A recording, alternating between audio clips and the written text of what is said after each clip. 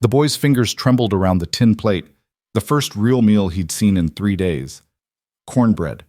Actual cornbread, still warm, with a sliver of butter melting into its golden crust. 14-year-old Evan Holt had scrubbed floors for 6 hours to earn it, and his stomach cramped so violently he could barely stand. But then he heard it. A rasping breath from the alley shadows, where an old man lay crumpled against the wall, bleeding and confused, his eyes glazed with fever. Evan looked at the food, looked at the stranger, and made the choice that would rewrite both their lives forever. If you're watching from your city tonight, drop a comment below and let me know where this story is reaching. I love seeing how far these tales travel. Now settle in, because what happens next will break your heart before it mends it. The Texas sun beat down on the town of Carthage like a punishment, turning the dust to powder and the air to something you had to chew before you could breathe it. It was the kind of heat that made dogs lie still in the shade and made grown men think twice about crossing the street. August 1883 had been merciless, and September showed no signs of mercy either. Evan Holt pushed the scrub brush across the saloon floor, his knuckles raw and his back screaming. He'd been at it since dawn, working his way through 6 hours of grime that had accumulated over a week of poker games, spilled whiskey, and boots that tracked in half the prairie.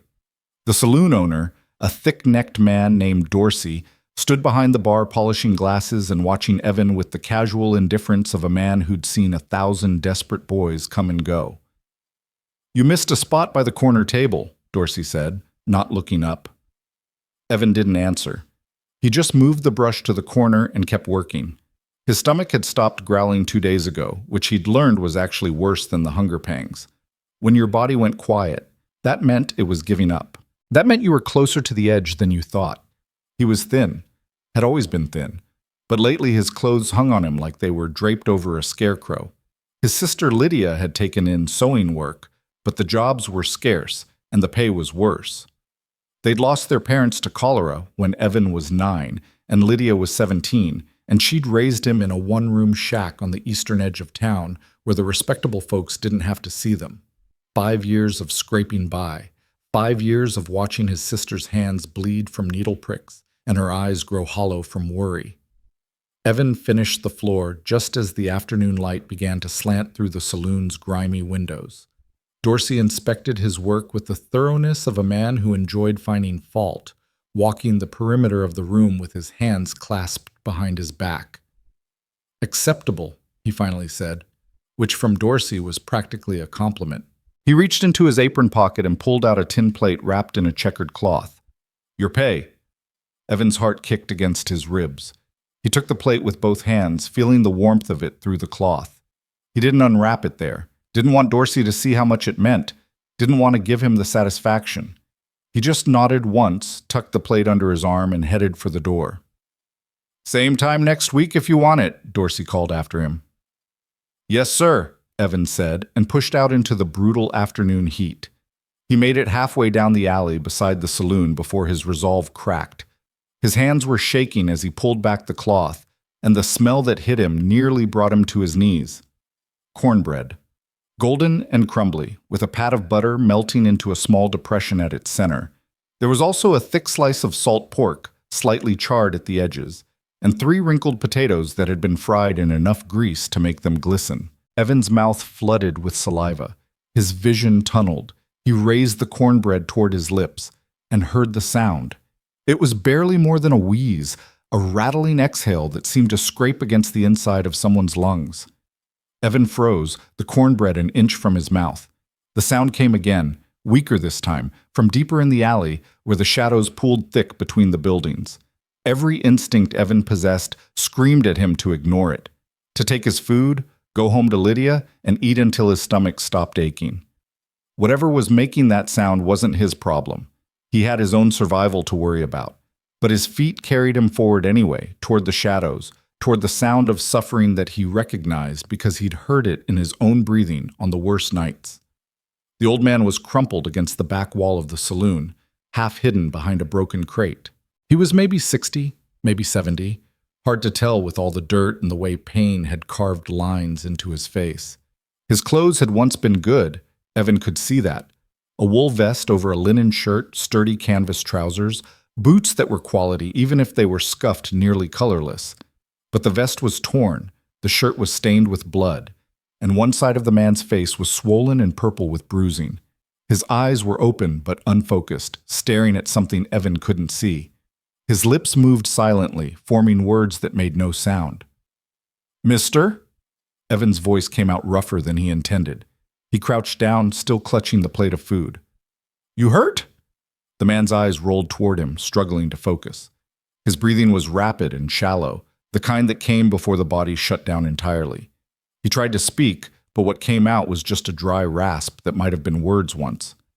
Evan looked at him, looked at the blood seeping through the shirt, looked at the way this man's hands trembled against the dirt. Then he looked down at the plate in his own hands, at the food he'd earned with 6 hours of labor and a back that felt like it might break. The choice should have been easy. The choice should have been obvious. But Evan thought about his mother, who'd once given their last can of beans to a family passing through, even though it meant they'd go hungry. He thought about his father, who taught him that being poor didn't mean being cruel. And he thought about the kind of man he wanted to be when hunger wasn't eating him from the inside out. "Here," he said quietly, and held out the plate. The old man's eyes sharpened, just for a moment. He stared at the food like he couldn't quite believe it was real. Then slowly, painfully, he reached out with shaking hands and took it. His fingers brushed Evan's, and they were cold despite the heat, cold in the way that meant the body was pulling all its warmth inward to protect the vital parts. "Thank you," the man whispered, and the words were so raw with relief that Evan had to look away. "You got somewhere to go?" Evan asked. The man stared at the food in his hands, his forehead creasing with confusion. I don't." He lifted his head, his eyes suddenly desperate. "I don't remember." Evan felt something cold settle in his chest. "You don't remember where you live?" "I don't remember," the man's voice broke. "Anything. My name. Where I came from." His hands tightened on the plate, knuckles whitening. "I woke up here. Don't know how long ago. Hours maybe. Or days." He looked at Evan with eyes that held the specific terror of a man who'd lost himself. "Who am I?" The question hung in the hot air between them. Evan should have left then, should have walked away, gone home, let someone else deal with this. The town had a sheriff, a doctor, people whose job it was to handle situations like this. But Evan thought about what would happen if he left this man here. Dorsey would find him eventually, and Dorsey would call the sheriff, and the sheriff would probably throw him in a cell overnight for vagrancy. If the man was lucky. If he wasn't lucky, some of the rougher elements that came out after dark would find him first, and they'd take what little he had left. "You got a name?" Evan asked. "Anything you can remember?" The man closed his eyes, his face contorting with the effort of trying to grasp something that kept slipping away. "Cal," he finally said. "I think maybe Cal." "All right, Cal." Evan made a decision that would change everything, though he didn't know it yet. "I can't leave you here. You need doctoring, and you need a place to rest. Can you walk?" Cal nodded, though when he tried to stand, his legs nearly gave out. Evan caught him, bracing the older man's weight against his shoulder. Cal was heavier than he looked, solid despite the gauntness that hunger had carved into his frame. Together they moved slowly out of the alley, Cal leaning heavily on Evan, the forgotten plate of food still clutched in his hands. The walk to Evan's shack normally took 10 minutes. With Cal, it took nearly an hour. They had to stop every few yards so Cal could catch his breath, so the shaking in his legs could subside enough to continue. People stared as they passed. A starving boy helping a bloodied old man through the streets. But no one offered to help. That was Carthage. Everyone had their own problems. By the time they reached the shack, the sun was starting its descent toward the horizon, painting the sky in shades of orange and crimson. Evan kicked open the door, it never latched properly anyway, and helped Cal inside. The shack was exactly what it sounded like. One room with a dirt floor, a small potbelly stove, 2 mattresses stuffed with straw, a table that wobbled, and 2 chairs that didn't match. A curtain made from old flour sacks divided Lydia's sleeping area from Evan's. It wasn't much, but it was theirs, and they kept it clean. Lydia was at the table, bent over a shirt she was mending by the light of a tallow candle. She looked up when they entered and her needle froze mid-stitch. "Evan," she said slowly, her eyes moving from her brother to the stranger he was supporting. "What did you do?" "Found him in an alley behind Dorsey's," Evan said, guiding Cal toward his own mattress. "He's hurt, and he doesn't remember who he is." Lydia set down her sewing and crossed the small space in 3 steps. She was 22 now, and the years of struggle had made her face sharp, her movements efficient.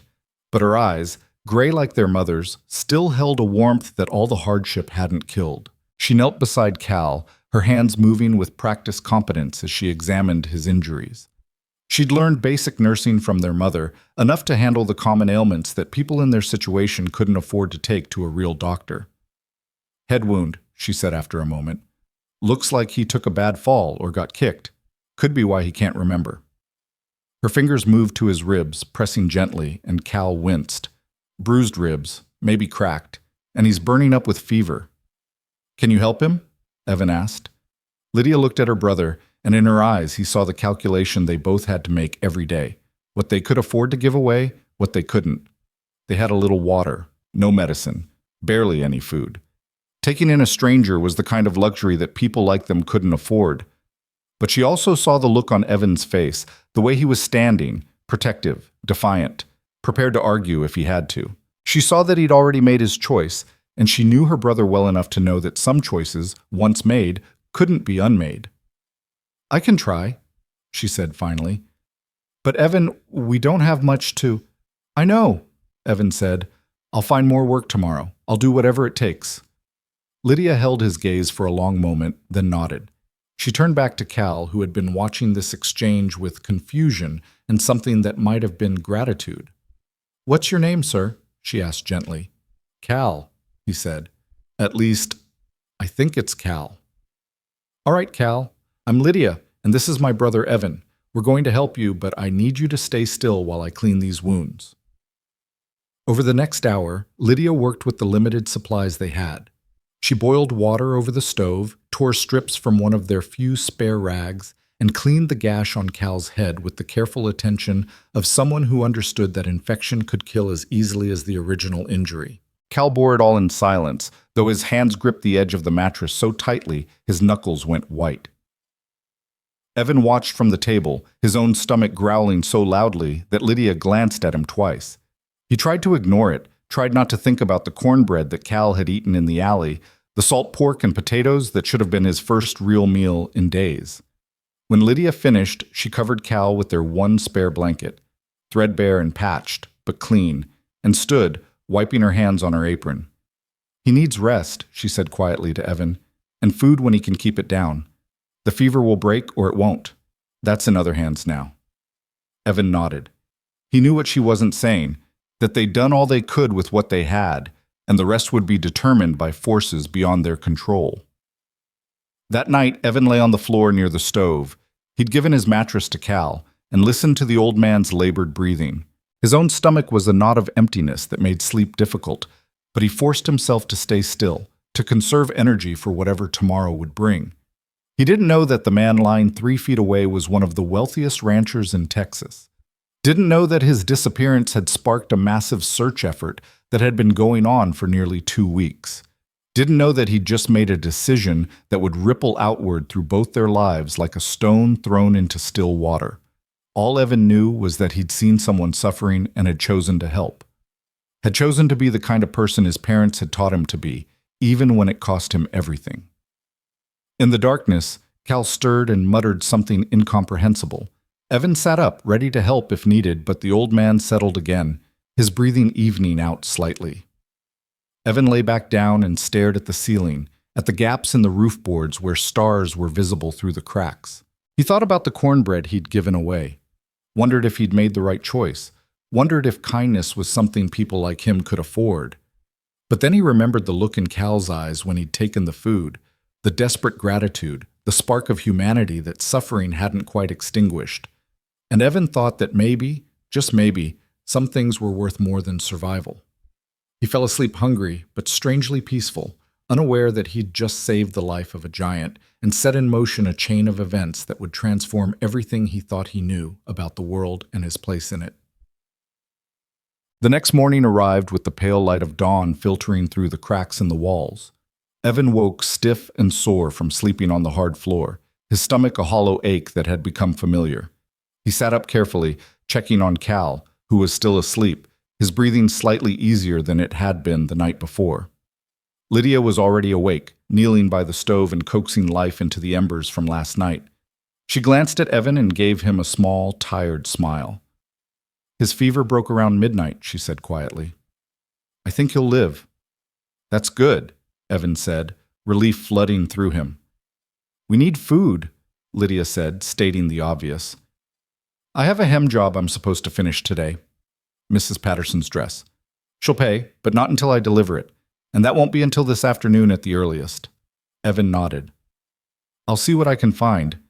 Maybe someone needs their stables mucked or their porch fixed." "Evan," Lydia's voice stopped him as he headed toward the door.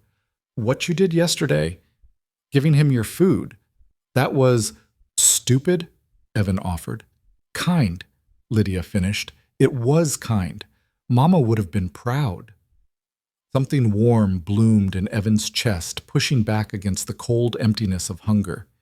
He nodded once, not trusting his voice, and headed out into the morning. Carthage was beginning to stir. Shopkeepers were opening their doors, ranchers were riding in for supplies, and the smell of coffee and frying bacon drifted from the hotel's dining room. Evan's mouth watered, but he forced himself to focus. He needed work, and he needed it fast. He spent the morning going door to door asking about odd jobs. Most people turned him away. They had their own hands to do the work, or they didn't have the money to pay. But finally, at the livery stable, the owner looked at Evan's desperate face and sighed. "Got 3 stalls that need mucking," he said. "Pays 2 bits." It was terrible money for hard work, but Evan didn't hesitate. "I'll take it." He worked through the midday heat, shoveling manure and soiled hay, his back screaming and his hands developing fresh blisters on top of old ones. But when he was done, the stable owner pressed 2 coins into his palm, and Evan felt like he'd won a fortune. He headed straight for the general store, where he bought a small bag of cornmeal, a handful of beans, and a precious piece of fatback. It wasn't much, but it would make a meal that could be stretched across 2 days if they were careful. When he got back to the shack, he found Lydia sitting at the table with Cal, who was awake and propped against the wall. The old man looked better, still weak, still bruised, but more alert. His eyes tracked Evan as he entered, and there was a clarity in them that hadn't been there before. "You're the boy from yesterday," Cal said, his voice hoarse but stronger. "You gave me your food." Evan shrugged, uncomfortable with the attention. "You needed it more than I did." "Liar," Cal said, but there was no accusation in it, only something that might have been wonder. "You were starving. I could see it in your face. You're still starving." He looked at Lydia. "Both of you are." "We manage," Lydia said quickly, "by taking in strangers who can't even remember their own names," Cal said. He closed his eyes, his hands tightening into fists against the blanket. "I've been trying all morning, trying to remember who I am, where I came from. It's all just fog, like trying to grab smoke." "Give it time," Lydia said gently. "Head injuries can scramble things for a while. It might come back." "And if it doesn't?" Cal's voice held an edge of fear. "What if I never remember? What if this is all I am now, a broken old man who doesn't even know his own name?"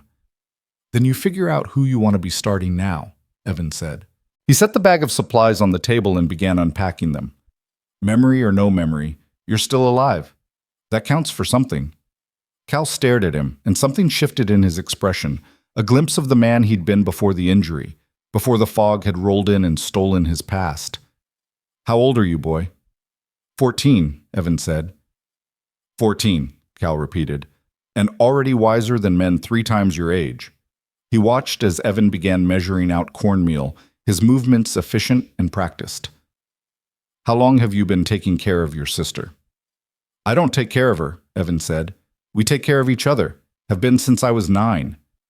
The silence that followed was heavy with unspoken questions. Cal didn't push, and Evan didn't elaborate. Some stories didn't need telling. Over the next few days, a routine developed. Evan worked whatever jobs he could find, bringing home pennies and nickels that added up slowly.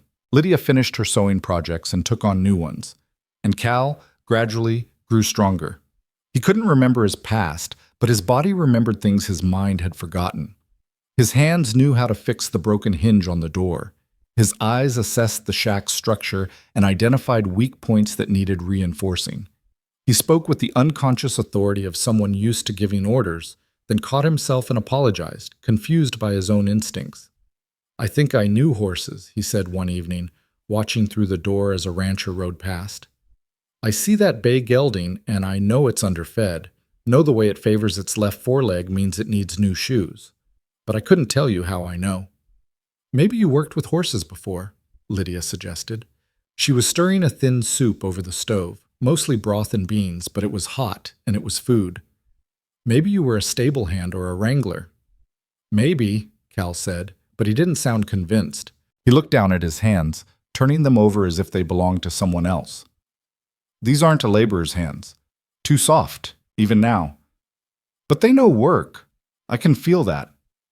Evan, sitting at the table and working his way through a reader Lydia had salvaged years ago, he was teaching himself beyond the basic schooling he'd received before their parents died, looked up. "Does it matter? Who you were, I mean. You're Cal now. You're here now. Maybe that's enough." "Spoken like someone who's never lost themselves," Cal said, but his tone was gentle, not bitter. "I hope you never do, Evan. I hope you always know exactly who you are." A week passed, then another. Cal's physical injuries healed, but his memory remained stubbornly absent. He helped around the shack as much as he could, fixing things, doing the heavy lifting that Lydia and Evan struggled with. He ate sparingly, always trying to leave more for them, until Lydia told him firmly that he needed to eat to heal, and that was final. Evan found himself growing attached to the old man. Cal had a way of listening that made you feel heard, a way of asking questions that made you think. He helped Evan with his reading, revealing an education that his conscious mind had forgotten, but that still lurked in the depths of his knowledge.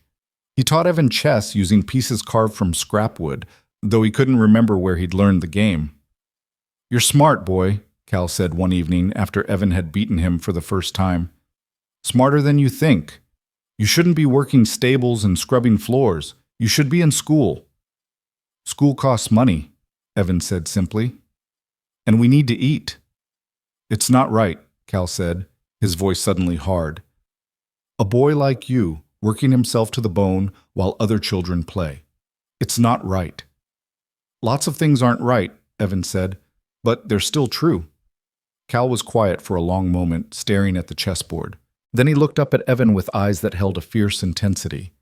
"If I ever remember who I am," he said slowly, "if I ever get back whatever life I had before, I'm going to change this. For you, for Lydia. I'm going to make it right." "You don't owe us anything," Evan said, uncomfortable with the weight of the promise. "I owe you everything," Cal said. "You gave me your last meal when you were starving. You took me in when I was nothing but a burden. You and your sister. You saved my life. That's not nothing, Evan. That's everything." Evan didn't know what to say to that, so he just nodded and reset the chess pieces for another game. But that night, as he lay on his mattress, Cal had insisted on switching after the first week. Evan thought about Cal's words, about promises and debts, and the way one choice could ripple outward. He thought about the cornbread he'd given away, and how that single act had brought this strange, kind old man into their lives. He fell asleep wondering if Cal would ever remember, if there was a life waiting for him somewhere, if someone was searching for him. He wondered what would happen when Cal's memory returned, whether the old man would disappear back into whatever world he'd come from, leaving them behind. Evan didn't know that the answer to that question was closer than he thought. Didn't know that tomorrow everything would change. Didn't know that a weathered piece of paper tacked to a post behind the saloon was about to transform their lives forever. But he would find out soon enough. The sun was already climbing toward its merciless zenith when Evan headed out the next morning, his empty stomach a familiar companion. He'd left Lydia mending a torn work shirt for one of the ranch hands, and Cal was outside attempting to shore up the leaning fence that separated their property from the vacant lot next door. The old man moved with more confidence now, his body remembering skills his mind couldn't name. Evan made his way toward the center of town, hoping to find work at the feed store or maybe the blacksmith's. It was Saturday, which meant more people would be in town, more chances for odd jobs. He was passing behind the saloon, taking the back way to avoid Dorsey, who had a habit of finding extra work without extra pay, when something caught his eye. A piece of paper, weathered and sun-faded, was tacked to the post that held up the saloon's back porch. Evan had passed this post 100 times and never paid it much attention. It was where people posted notices, lost dogs, items for sale, occasionally a wanted poster from the sheriff's office. But something about this particular paper made him stop. Maybe it was the word missing printed in large block letters across the top. Maybe it was the crude sketch of a man's face beneath it. Or maybe it was the way the morning light hit the paper at just the right angle to make it visible, when usually it would have been lost in shadow. Evan stepped closer, his heart beginning to pound for reasons he couldn't yet name. The sketch showed a man in his late 50s or early 60s with a strong jaw, deep-set eyes, and hair that was more silver than dark. The artist had captured something in the expression, a quiet authority, a certainty that came from knowing exactly who you were and what you were worth. Evan's hands had started to shake before his mind fully processed what he was seeing. Beneath the sketch, in smaller print, missing, Caleb Warren, age 58. Last seen September 3rd near the northern border of his ranch, Iron Ridge, approximately 40 miles south of Carthage. Mr. Warren left to inspect fence lines and did not return. His horse was found 3 days later, injured, suggesting a fall. Mr. Warren may be disoriented or suffering from memory loss due to head injury. Substantial reward for information leading to his safe return. Contact Nathan Warren at Iron Ridge Ranch or Sheriff's Office in Blackstone. Evan read the notice 3 times, his vision tunneling until all he could see was that sketch, those words, that name. Caleb Warren. Not Cal, the confused old man who couldn't remember his own past. Caleb Warren, owner of Iron Ridge Ranch. Even Evan, who'd spent most of his life on the desperate edges of society, had heard of Iron Ridge. Everyone in Texas had heard of Iron Ridge. It was legendary, one of the largest cattle operations in the state, spanning thousands of acres, employing hundreds of men. The Warrens were Texas royalty, the kind of wealthy that seemed almost mythical to people like Evan, and he'd been sleeping in their shack, eating their meager scraps, fix their broken door hinge. Evan's first instinct was to rip the poster down and run straight home, but his hands wouldn't cooperate. They just hung at his sides, trembling, while his mind raced through the implications of what he'd discovered. Cal was Caleb Warren. The man Evan had given his last meal to wasn't a drifter or a forgotten nobody. He was someone so important that his disappearance had sparked a massive search, someone whose safe return was worth a substantial reward, a reward that could change everything for Evan and Lydia. The thought made him feel sick. He backed away from the poster like it had burned him, nearly stumbling over his own feet. His mind was a chaos of questions and realizations, but one thought pushed through louder than the rest. He had to tell Cal, had to show him the poster, had to give the old man back his name, his life, his identity, even if it meant losing him. Evan ran back to the shack, his lungs burning and his head spinning. He burst through the door so suddenly that Lydia dropped the shirt she was working on, her needle clattering to the floor. "Evan, what? Where's Cal?" Evan gasped out. "Still outside, working on the fence. What's wrong? You look like you've seen a ghost." "I need to talk to him," Evan said. "Both of you. Right now." Lydia stood slowly, her gray eyes narrowing with concern. "Evan, you're scaring me. Just, please, get Cal." 5 minutes later, they were all inside the shack. Cal sat on the chair by the table, looking between Evan and Lydia with growing confusion. Evan stood by the door, unable to be still, his whole body vibrating with nervous energy. "There's a poster," Evan said, the words tumbling out. "Behind the saloon, a missing person poster. It's been there for weeks probably, but I just saw it today, and Cal, I think I know." He stopped, forcing himself to breathe. "Your name isn't Cal, it's Caleb. Caleb Warren." The name hung in the air like smoke. Cal! Caleb went very still, his face draining of color. Warren, he repeated slowly, testing the word. Caleb Warren. You own a ranch, Evan continued, speaking faster now. Iron Ridge Ranch, one of the biggest in Texas. You went out to check fence lines and your horse threw you. They've been searching for you for weeks. Lydia had gone pale. Iron Ridge, she whispered. Dear Lord, Evan, Iron Ridge.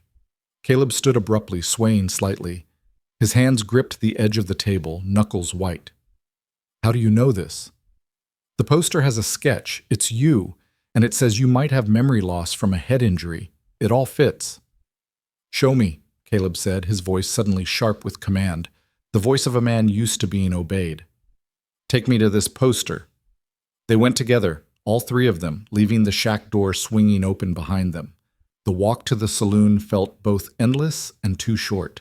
Evan's heart hammered against his ribs, and beside him, Caleb moved with increasing urgency, as if he could feel his identity waiting for him just ahead. When they rounded the corner and Caleb saw the poster, he stopped dead. His breathing went shallow and rapid. He moved forward slowly, reaching out to touch the paper with shaking fingers. That's my face, he said, his voice barely above a whisper. I'm looking at my own face and I don't... He pressed his palm flat against the poster, his eyes squeezing shut. Iron Ridge, Caleb Warren. I should know these things. I should feel something. Give it time, Lydia said gently. Sometimes memory needs a push. But even as she spoke, something was changing in Caleb's expression. His eyes had opened again, fixed on the poster with fierce intensity. His breathing had slowed, deepened. When he spoke again, his voice was different, stronger, more certain. Nathan, he said. I have a son named Nathan. Evan felt something crack open in his chest. That's good. He's 28. Or is it 29 now? Caleb's hand moved from the poster to his own head, pressing against his temple as if he could force the memories out. His mother died when he was 12. Fever took her in 3 days. I raised him alone. Taught him to ride, to manage the ranch, to... His eyes went wide. The ranch. Iron Ridge, 40,000 acres, registered longhorn cattle. We built it from nothing, my father and I, and then Nathan and I. It's ours. It's mine. The memories were flooding back now. Evan could see it happening in real time. Caleb's face transformed, the confusion and fear bleeding away to be replaced by recognition, by certainty, by the full weight of a life remembered. I was checking the north fence line, Caleb said, his voice gaining strength with each word. The roan mare. Thunder. Her name is Thunder. She spooked at a rattler. Threw me hard. I hit my head on a rock. His hand went to the place where the scar was still visible beneath his hair. I remember waking up, trying to stand, everything spinning. I walked. Don't know how far, don't know how long, just kept walking until... He turned to look at Evan, and his eyes were bright with tears. Until you found me. Until you found me eating your last meal and gave it to me anyway, Caleb finished. His voice broke on the last word. You saved my life, Evan. You and Lydia. You took in a stranger who had nothing to offer you but trouble, and you saved my life. Evan didn't know what to say to that. The weight of it was too much. He could only stand there, watching this man, this important, wealthy, powerful man, cry openly in the alley behind a saloon. Lydia, practical as always, was the one who broke the silence. The poster says to contact your son at Iron Ridge or the sheriff in Blackstone. We should get word to them. They'll be sick with worry. Blackstone's the nearest telegraph office, Caleb said, wiping his eyes with the back of his hand. We could send a wire. Let Nathan know I'm alive. He paused, seeming to really see the two of them for the first time with his full awareness intact. You're both so young, and you've been surviving on scraps, haven't you? While I've been eating food you couldn't afford to spare. You needed it, Evan said simply. Need.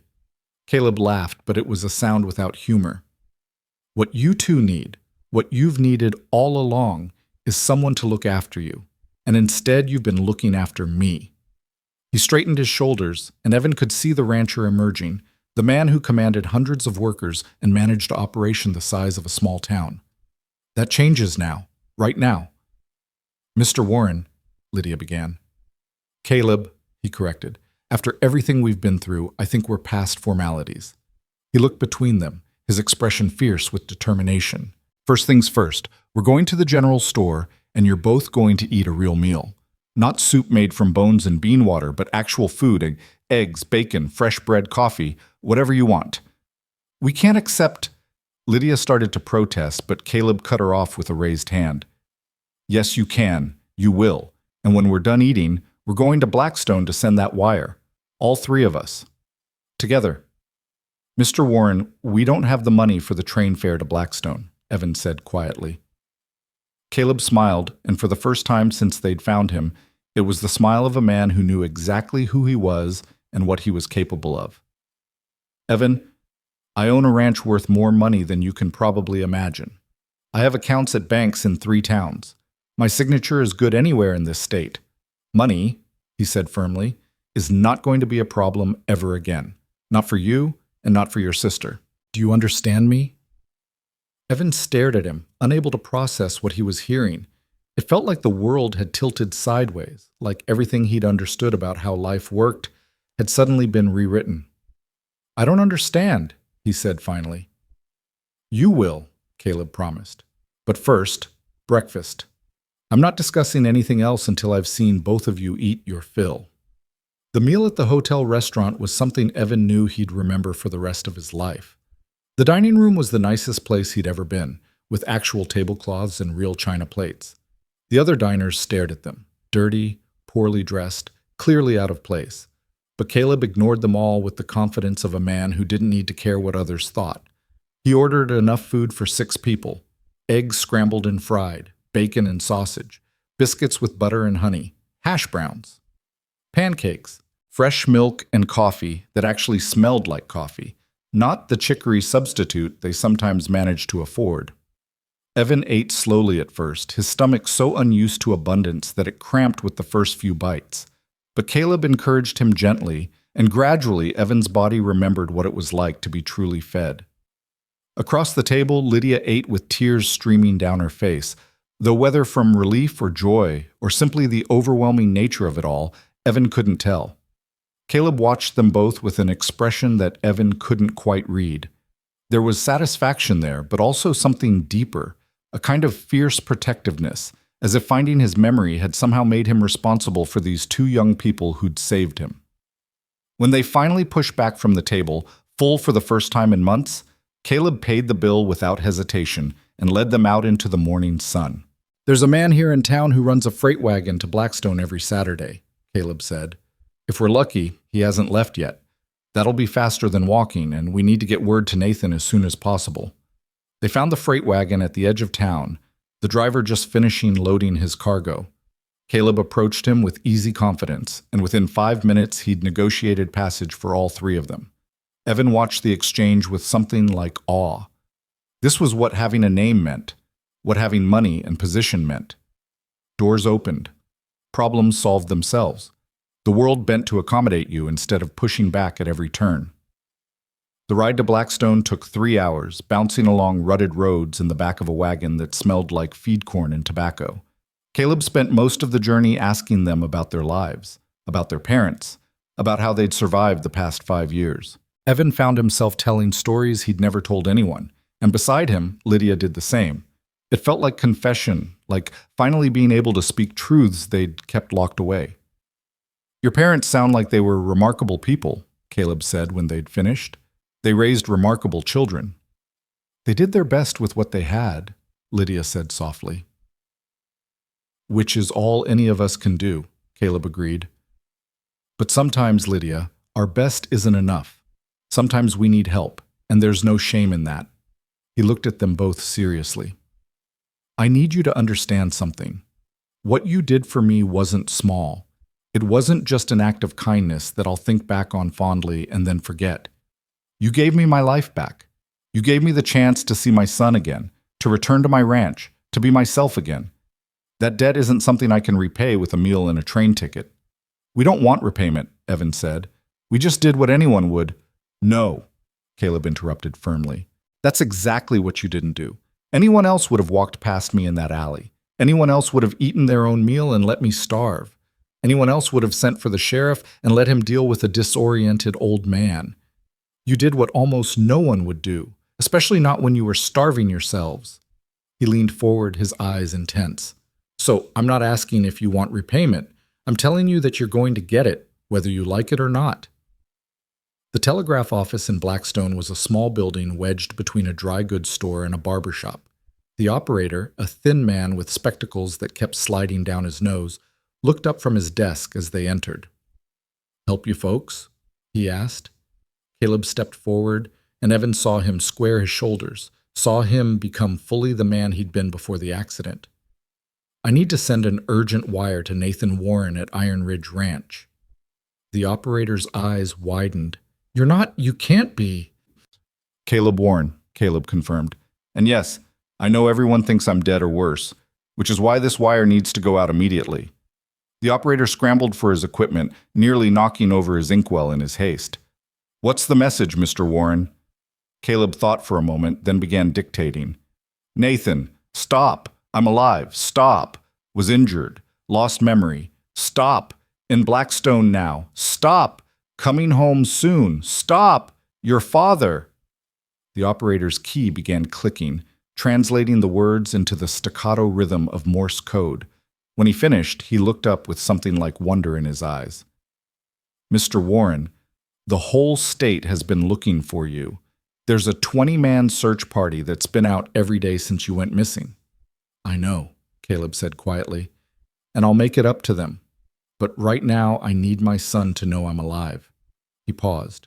"How long until he might respond?" "Could be minutes, could be hours, depending on when the message reaches Iron Ridge and when he can get to a telegraph office. Blackstone's the closest to the ranch, so if he wants to respond, he'll come here." Caleb nodded. "Then we wait." They sat in the telegraph office for 2 hours. The operator kept glancing at them nervously, particularly at Caleb, as if he still couldn't quite believe that the missing cattle baron was sitting in his office. People passing by on the street began to stare through the window, word spreading quickly through the small town that something extraordinary was happening. Evan watched it all with a growing sense of unreality. This morning he'd been looking for work mucking stables. Now he was sitting in a telegraph office watching one of the wealthiest men in Texas wait for word from his son. The world had shifted so completely that Evan couldn't find his footing. Lydia seemed to be having similar thoughts. She kept looking at Caleb, then at Evan, then at her own hands as if she couldn't quite believe they were real. When the telegraph key finally began clicking, they all jumped. The operator lunged for his notebook, scribbling frantically as the message came through. His eyes widened as he translated. "It's from your son," he said to Caleb, his voice shaking slightly. "He says—" The operator cleared his throat and read, "Father, stop. Thank God. Stop. Leaving immediately for Blackstone. Stop. Will arrive by evening. Stop. Stay there. Stop. Nathan."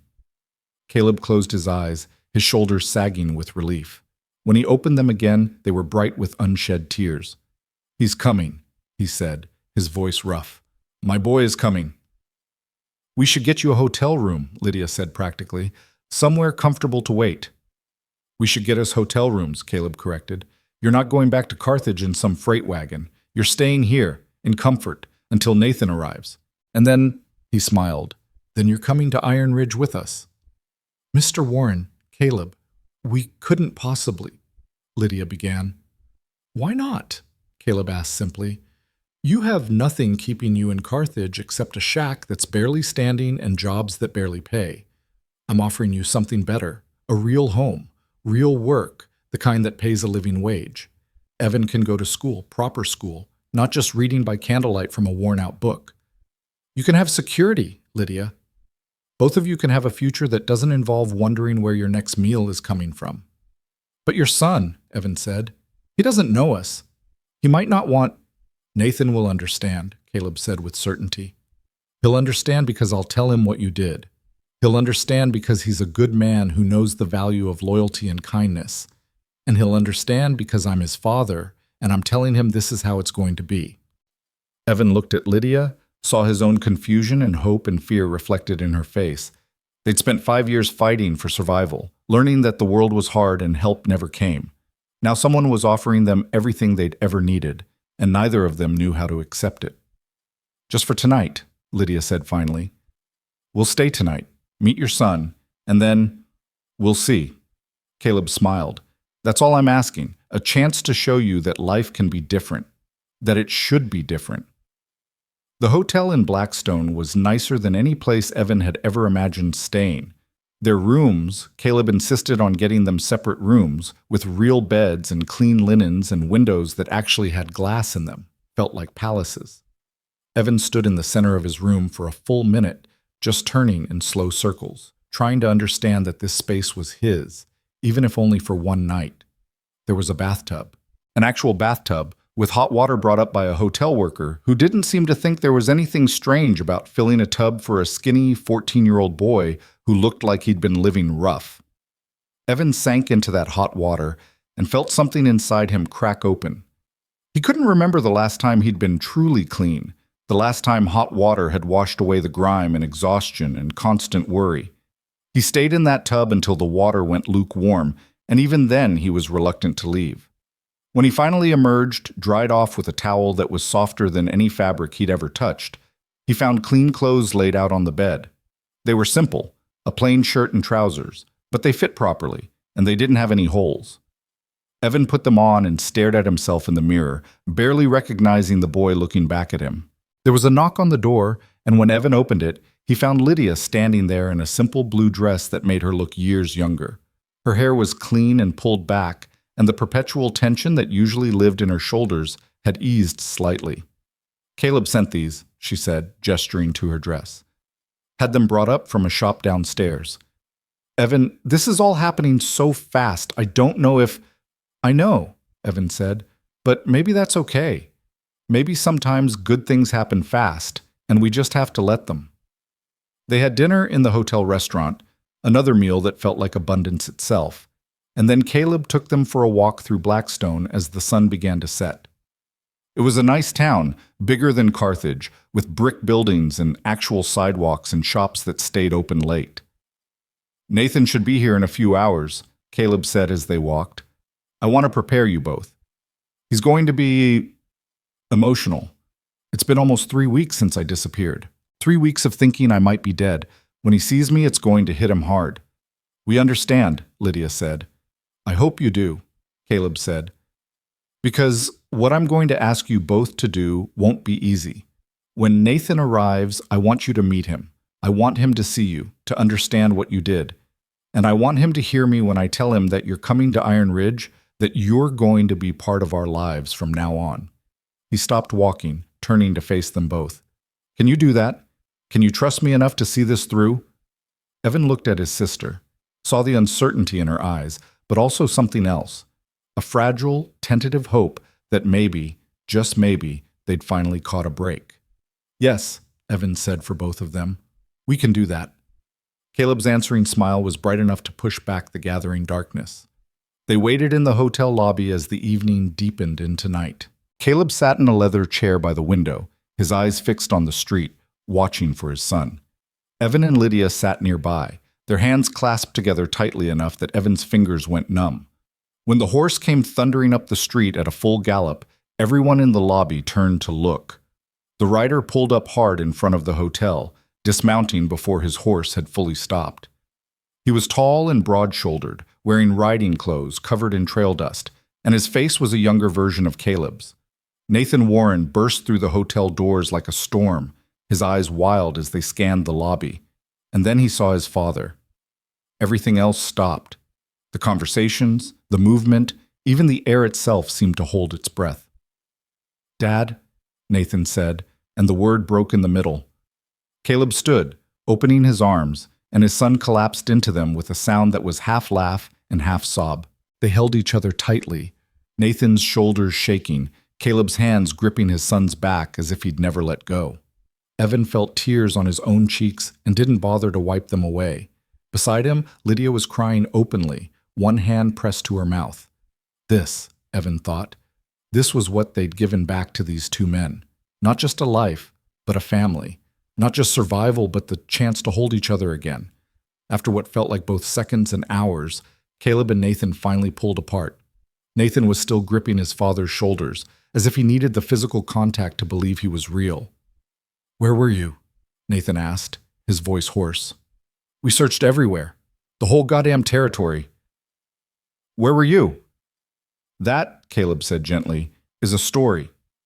And there are some people I need you to meet first." He turned, gesturing for Evan and Lydia to come forward. "Nathan, this is Evan and Lydia Holt. They're the reason I'm standing here right now." Nathan's eyes moved to them, seeing them properly for the first time. His expression shifted from confusion to understanding as he took in their worn faces, their too thin frames, their obvious poverty, even in the borrowed clothes they wore. "You found him," Nathan said. "They saved me," Caleb corrected.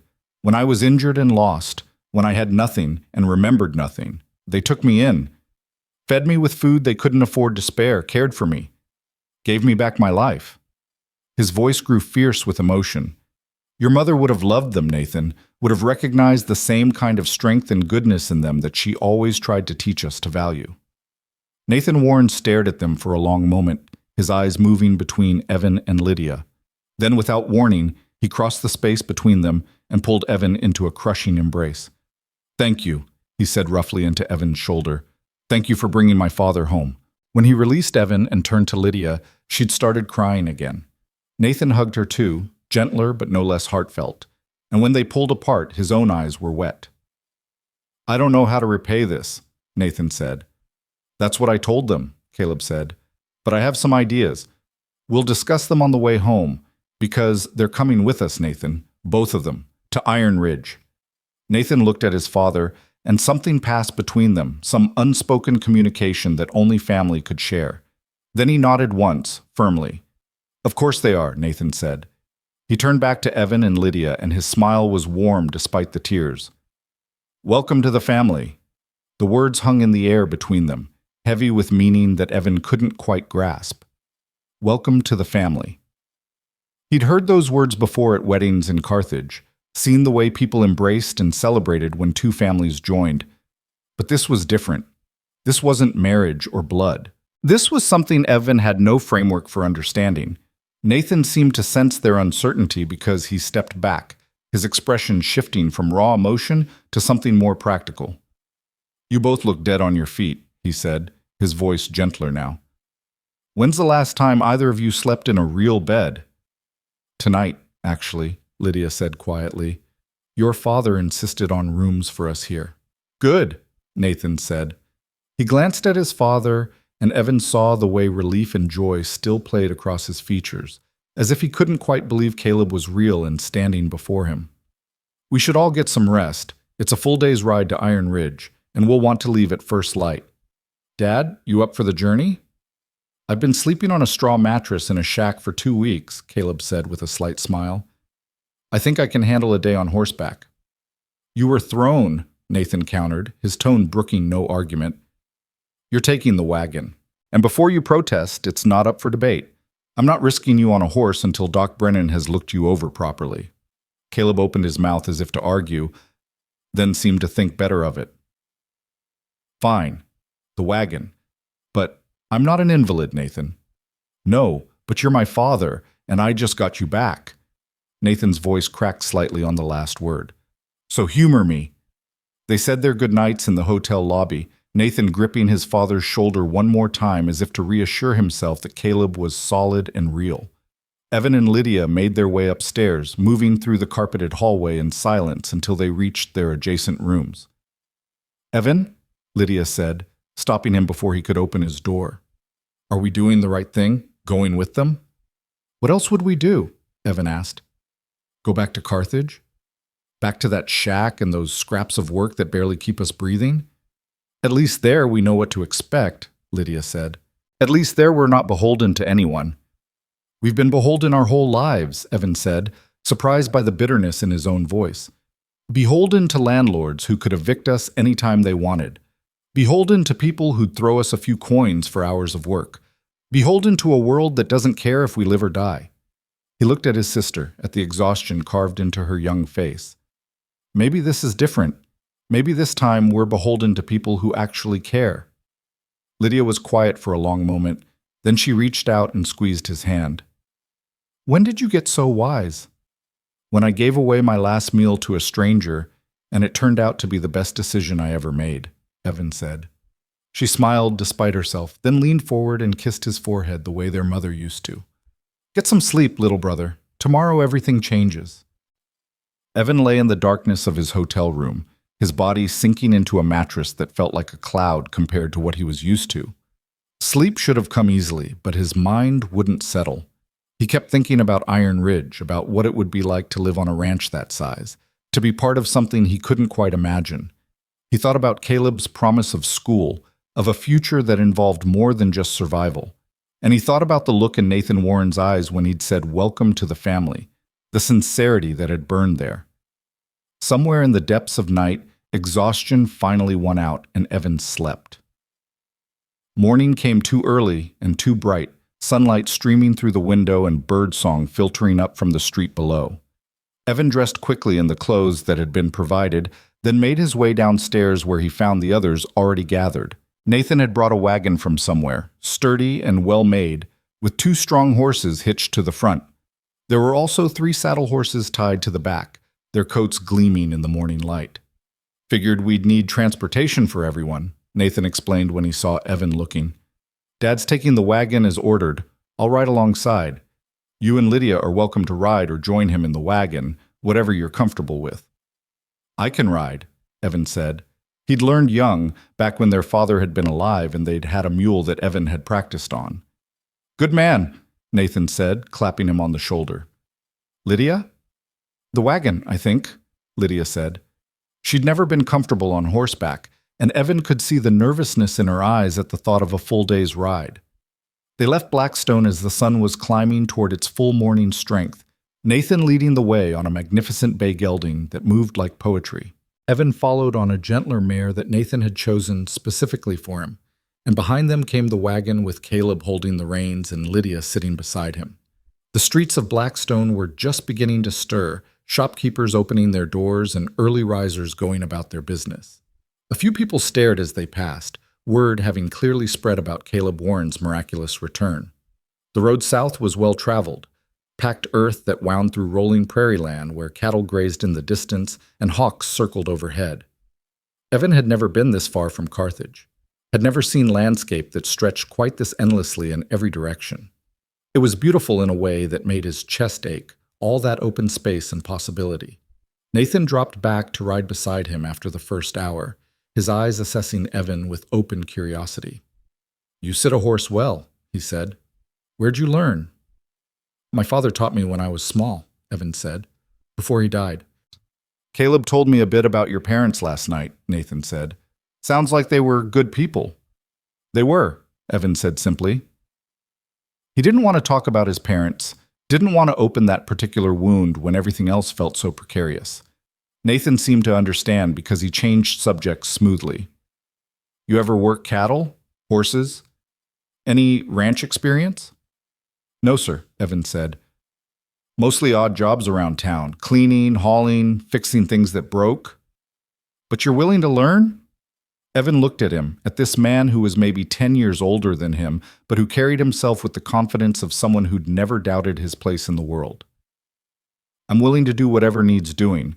I'm not afraid of hard work. Nathan's smile was approving. That's the right answer. Iron Ridge isn't charity, Evan. It's a working ranch, and everyone pulls their weight. But if you're willing to learn, we'll teach you everything you need to know. He paused, his expression growing more serious. My father's already planning to send you to school. Did he tell you that? He mentioned it, Evan said carefully. He's serious about it, Nathan said. We've got a schoolhouse on the ranch for the workers' children. The teacher's good, came from back east originally. You'll learn reading, writing, arithmetic, history, all of it. And when you're not in school, you'll work. Learn the ranch, learn the business. If you want it, there's a future for you at Iron Ridge, a real future. Evan's throat felt tight. Why? He asked. Why would you do all this for us? Nathan was quiet for a moment, his eyes on the horizon. When my mother died, he said finally, my father fell apart. For months he was just going through the motions, running the ranch by instinct but not really living. I was 12 years old and I didn't know how to help him. Then one day, one of our hands, a man named Thomas Reeves, sat my father down and told him that my mother would be ashamed to see him giving up on life. Told him he had a son who needed him, a ranch that needed him, and that grief was no excuse for abandoning his responsibilities. Nathan's hands tightened on the reins. My father could have fired him for that, could have punched him. Instead, he broke down crying right there in the barn, and then he pulled himself together and started living again, started being a father again. He looked at Evan directly. Thomas Reeves saved my father once by refusing to let him give up. You saved him again by refusing to let him die in an alley. You see the pattern? You're paying forward what someone did for you, Evan said. More than that, Nathan said. I'm recognizing that the people who show up when everything's falling apart are the people worth holding on to. You and Lydia, you didn't have to help. You chose to. That kind of character doesn't come around often, and when it does, you don't let it walk away. They rode in comfortable silence after that, the landscape gradually shifting as they moved south. The prairie gave way to more varied terrain, rolling hills dotted with oak and mesquite, creek beds that ran clear and cold, and everywhere the signs of cattle country. Evan saw his first real herd around midday, hundreds of longhorns grazing across a hillside, their massive horns catching the sunlight. Those are ours, Nathan said with unmistakable pride. Well, the outer edge of ours. Iron Ridge proper starts about 5 miles ahead. 5 miles later, they crested a rise and Evan's breath caught in his throat. The valley below stretched out like something from a dream, green and vast and impossibly alive. A river wound through the center, lined with cottonwoods that swayed in the breeze. Fenced pastures divided the land into organized sections, each holding cattle or horses that looked like toys from this distance. Buildings clustered near the river's bend, a large ranch house, multiple barns, what looked like bunkhouses and workshops, and a dozen other structures Evan couldn't identify. Iron Ridge, Caleb said from the wagon, his voice thick with emotion. Home. They descended into the valley, and as they got closer, Evan began to understand the true scale of the operation. This wasn't just a ranch, it was a small town unto itself. Workers moved between buildings, going about their tasks with the practiced efficiency of people who knew their roles. Horses whinnied from the corrals. The rhythmic clang of a blacksmith's hammer rang out from one of the buildings. Smoke rose from what must have been a kitchen, carrying the smell of cooking food. As they approached the main cluster of buildings, people began to notice them. A man near the barn looked up, did a double take, then dropped the bucket he was holding and started running toward them. Within seconds, word was spreading like wildfire. Workers emerged from buildings, set down tools, stopped mid-task to stare. And then someone shouted, "It's the boss! Mr. Warren's come home!" What happened next was chaos of the best kind. Men and women converged from every direction, their faces alight with disbelief and joy. Nathan had to pull his horse to a stop as the crowd surrounded the wagon, everyone trying to see for themselves that Caleb Warren was truly alive and truly home. All right, Caleb called out, his voice carrying authority even as emotion roughened it. Back up and give us room to breathe. Yes, it's me. Yes, I'm alive. And yes, I'll explain everything, but not until I've had a chance to wash the trail dust off. The crowd laughed, but didn't really disperse, just pulled back enough to let the wagon through. They followed alongside, a growing parade of ranch hands and workers who couldn't stop smiling. Evan saw tears on more than one weathered face, saw grown men unashamed of their emotion. The ranch house was bigger than any building Evan had ever been inside, except maybe the courthouse in Carthage. 2 stories of solid timber and stone, with a wide porch that wrapped around the front and large windows that caught the afternoon light. Nathan helped Lydia down from the wagon while Caleb climbed down on his own, waving off offers of assistance with good-natured stubbornness. "Everyone back to work," Nathan called out to the assembled crowd. "We'll have a proper gathering tonight so Dad can thank you all for searching, but right now we need to get settled." The workers dispersed reluctantly, still casting looks over their shoulders as they returned to their tasks. Nathan led them inside, through a front door that opened into an entrance hall with polished wood floors and a staircase that curved up to the second floor. Evan felt himself shrinking inside his borrowed clothes, suddenly acutely aware of how out of place he was. This wasn't just wealth. It was a different world entirely. The furniture alone probably cost more than he and Lydia had earned in their entire lives combined. "Mrs. Chen!" Nathan called out, and a moment later a woman emerged from what must have been the kitchen. She was maybe 50, with graying hair pulled back in a neat bun and an apron tied around her waist. When she saw Caleb, she stopped dead, her hand flying to her mouth. "Mr. Warren," she breathed, "saints preserve us. You're alive." "Hello, Annie," Caleb said warmly. "Sorry for the scare." She crossed the space between them in quick steps and, with the familiarity of long service, reached up and patted his cheek. 3 weeks I've been cooking for an empty chair," she said, her voice shaking. 3 weeks thinking you were dead in a ravine somewhere. Don't you ever do that to us again." "I'll do my best," Caleb promised. He turned, gesturing to Evan and Lydia. "Annie, these are our guests. Evan and Lydia Holt. They'll be staying with us, and I need you to treat them like family. Set up the East guest rooms, make sure they have everything they need." Mrs. Chen's eyes moved to them, taking in their nervous postures and worn appearances with the practiced assessment of someone who'd seen much in her years.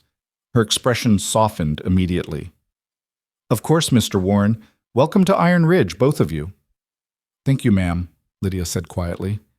"None of that ma'am business," Mrs. Chen said briskly. "I'm just Annie, same as to everyone else on this ranch. Now come with me and I'll show you your rooms. You look like you could use some rest and some proper feeding up." She led them up the stairs, down a hallway lined with paintings of horses and cattle and landscapes that must have been Iron Ridge itself. The East guest rooms turned out to be 2 bedrooms connected by a shared sitting area, each room bigger than the entire shack they'd been living in. The furniture was solid and well-made, the beds piled high with quilts and pillows, the windows offering views of the ranch that stretched out below. "There's a washroom through that door," Annie said, pointing. "Hot water on demand. Just turn the tap. Towels in the cabinet. I'll have some proper clothes brought up for both of you." Her eyes lingered on Lydia's borrowed dress and Evan's ill-fitting shirt. "Can't have you walking around in those. What sizes do you need?" Lydia told her, her voice small in the face of such casual generosity. Annie nodded and made mental notes, then fixed them both with a stern but kind look. "You're safe here," she said. "Whatever you've been through before, whatever hardships you've faced, they stop now. Mr. Warren doesn't bring people into his home lightly, and if he says your family, then your family. Understand?" "Yes, ma'am." "Annie," Evan corrected himself. She smiled. "Good. Now rest a bit. Dinner's at 6, and it'll be a full house tonight. Everyone's going to want to celebrate Mr. Warren's return." She paused at the door. "And Evan, that was a brave thing you did saving him. Your parents would be proud." After she left, Evan and Lydia stood in the sitting area between their rooms, looking at each other with matching expressions of overwhelmed disbelief.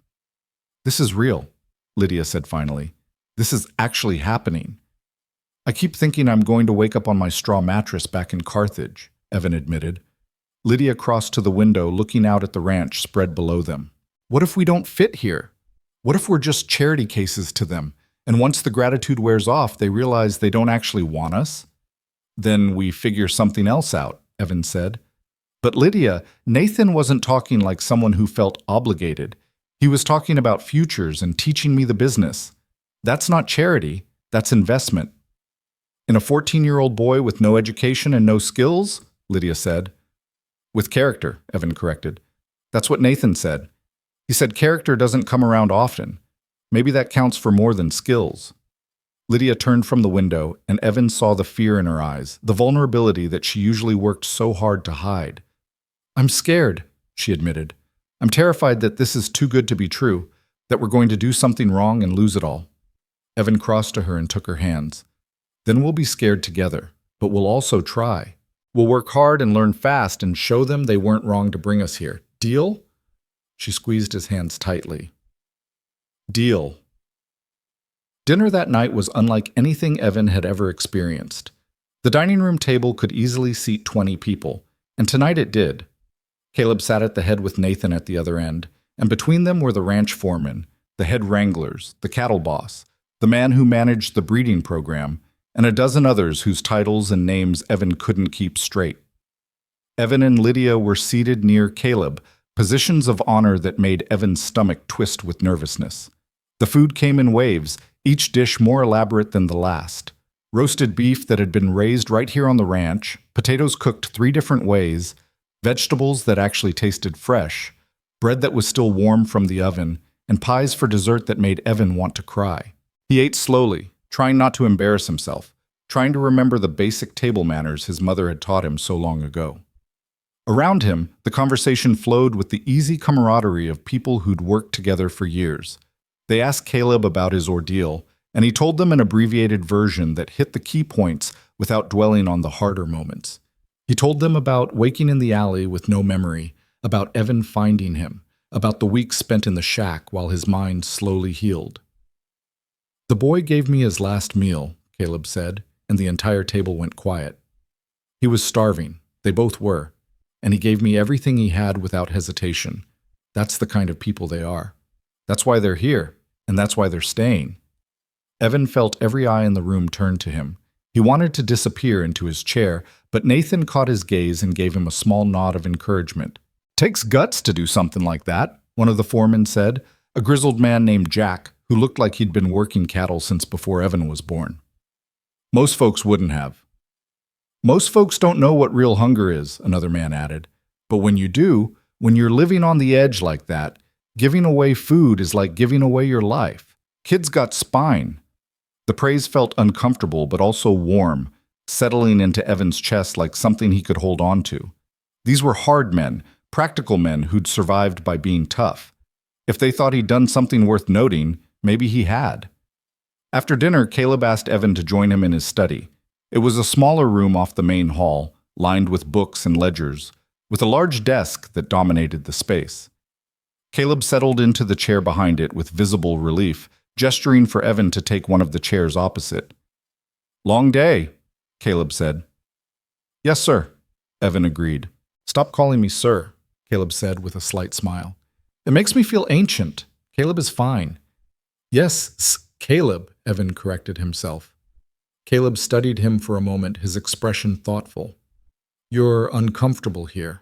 I can see it in the way you hold yourself, the way you watch everything like you're waiting for the trap to spring." "I just don't understand what you want from us," Evan said honestly. "You keep saying we're family, that we're staying, but I don't know what that means, what you expect." "I expect you to live," Caleb said simply. "I expect you to eat regular meals and sleep in a real bed and go to school and learn what you're capable of when you're not spending all your energy just surviving." He leaned forward, his eyes intense. "Evan, I watched you and Lydia for 2 weeks. Watched the way you took care of each other, the way you scraped together pennies and made them stretch, the way you never complained even when you were clearly suffering. You know what I saw?" Evan shook his head. "I saw the kind of resilience and determination that most people never develop because they never have to. I saw intelligence being wasted on survival when it could be used for so much more. I saw potential, Evan, raw, unpolished potential that just needs a chance to develop." "I'm not smart," Evan said. "I barely had any schooling." "You taught yourself to read beyond what school gave you," Caleb countered. "You learned basic arithmetic by necessity. You figured out how to negotiate for work, how to judge people's character, how to survive in a world that wasn't interested in your survival. That takes intelligence, Evan. It just takes a different kind than what schools usually measure." Evan didn't know what to say to that. No one had ever talked to him like this before, like he was worth something beyond the labor his body could provide. "I'm going to be honest with you," Caleb continued. "This isn't entirely selfless. Yes, I'm grateful for what you did. Yes, I want to help you and Lydia build better lives, but I'm also making a practical decision. In 10 years, maybe 15, Nathan's going to need good men helping him run this place. Men he can trust absolutely, men who understand the value of loyalty and hard work. I think you could be one of those men, if you're given the chance to become him." "You barely know me," Evan said. "I know the most important thing about you," Caleb said. "I know that when you had to choose between your own survival and helping a stranger, you chose the stranger. That tells me everything I need to know about your character." He paused. "Here's what I'm offering, and I want you to really hear it. You'll live here, in this house, as part of this family. You'll go to school during the day and work the ranch in the afternoons and evenings, learning the business from the ground up.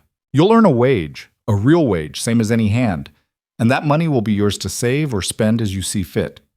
When you're old enough, if you want to stay, there'll be a place for you in the operation, a real position with real responsibility. And if you decide this life isn't for you, if you want to go to university or try something else, we'll help you do that too. Evan's mind was reeling. And Lydia? Lydia's 22, Caleb said, old enough to make her own choices about her future.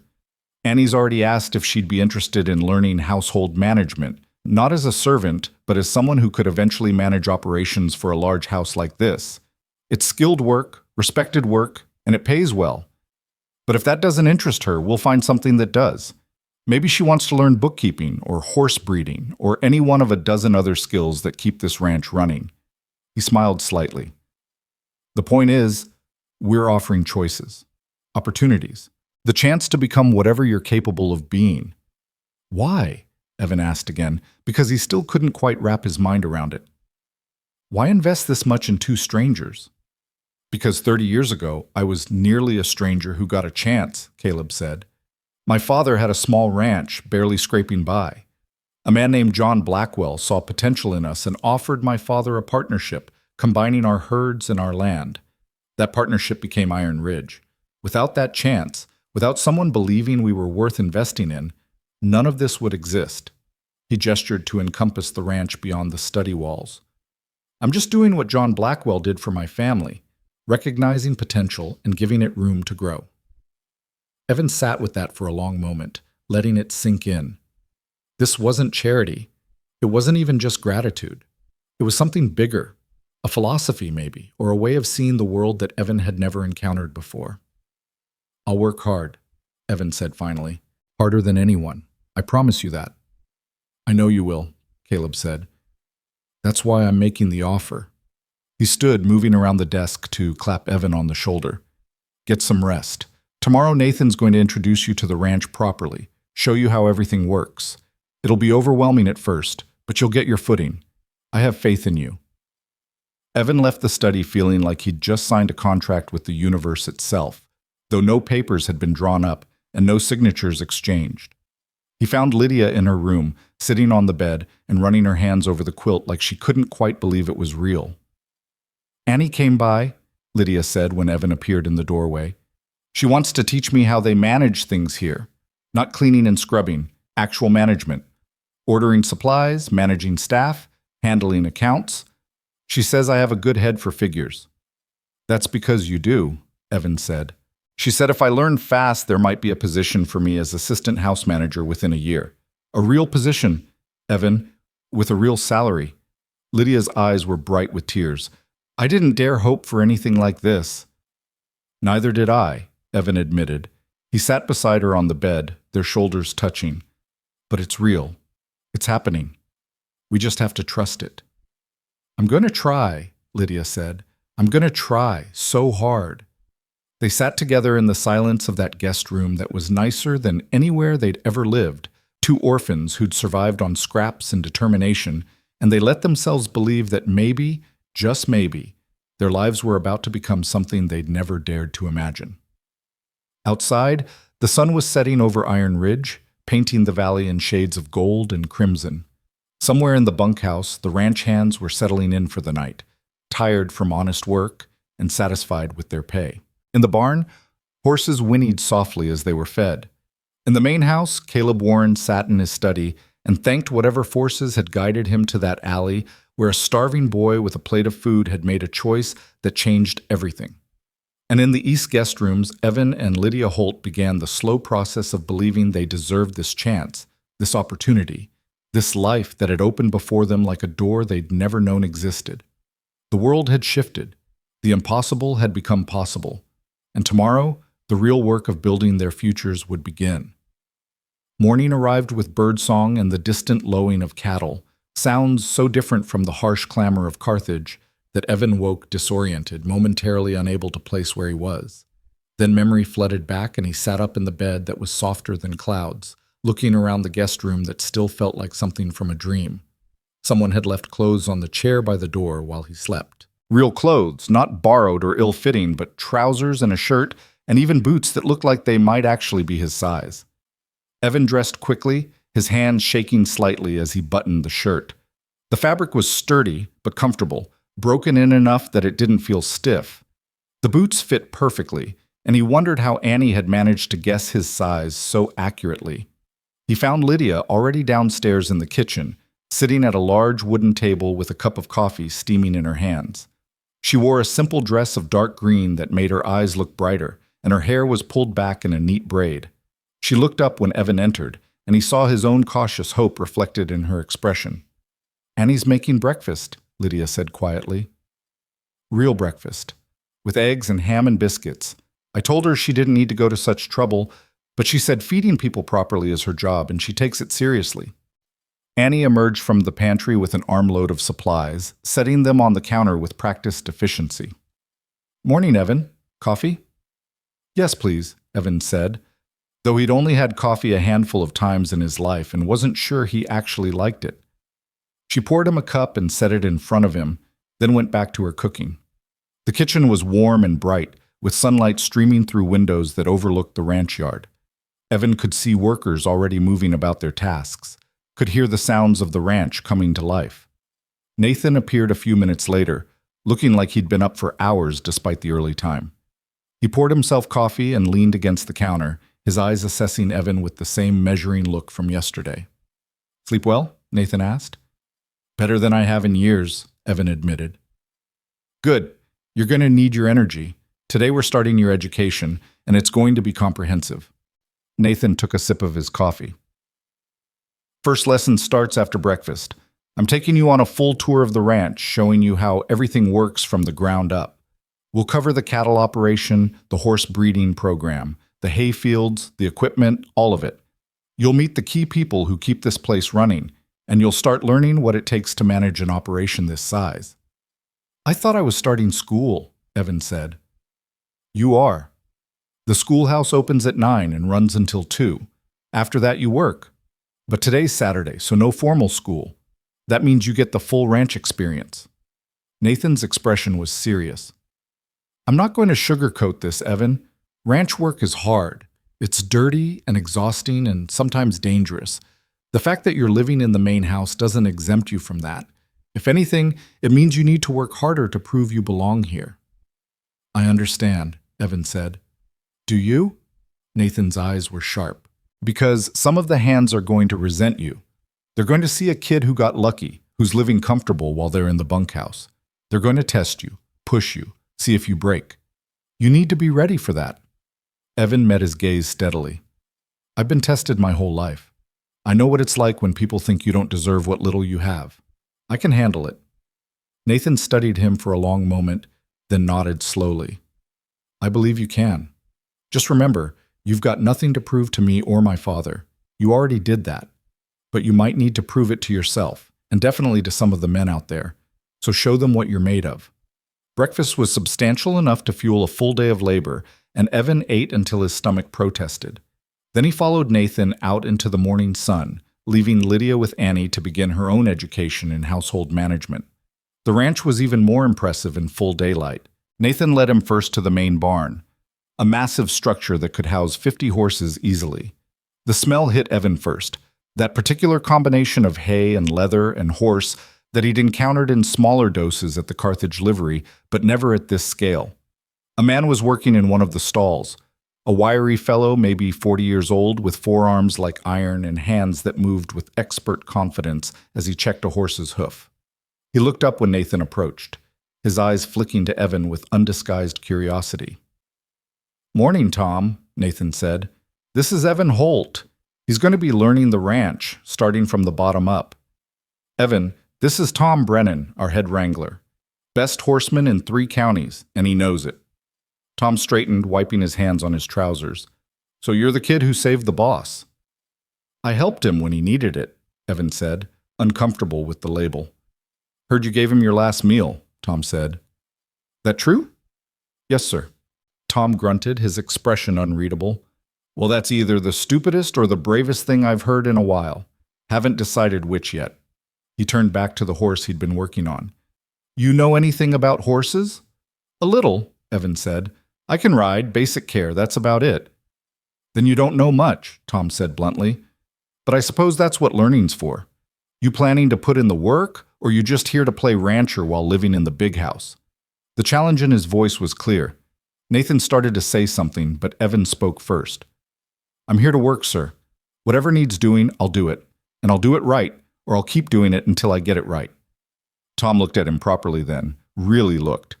And something in his expression shifted slightly. All right then. We'll see. Nathan, you want me to start him on stall mucking? That's where everyone starts. Eventually, Nathan said. Today's just observation and introduction. But yeah, starting Monday, he's all yours for afternoon work detail. They moved through the barn, Nathan explaining the operation. Iron Ridge bred and trained horses, selling them to ranchers throughout Texas and beyond. The breeding program was carefully managed, bloodlines tracked in ledgers that went back decades. Each horse had a purpose, whether for cattle work, long-distance riding, or the carriage horses that were becoming increasingly popular in the cities. From the barn they went to the cattle pens, where hundreds of longhorns milled in organized chaos. The cattle boss was a man named Samuel Rodriguez, weathered and quiet, who spoke more with his hands than his words. He showed Evan how they sorted the cattle, how they identified the different quality grades, how they managed the breeding to improve the herd year after year. Ranching isn't just about having cattle, Samuel explained, his accent carrying the musical lilt of his Mexican heritage. It's about having the right cattle, strong bloodlines, good meat, animals that can survive the drive to market. Your father, he understands this. He built Iron Ridge by being smarter than the competition, not just by having more land. He's not my father, Evan said automatically, then felt heat rise in his face at the presumption. Samuel looked at him with eyes that had seen much in his 50-some years.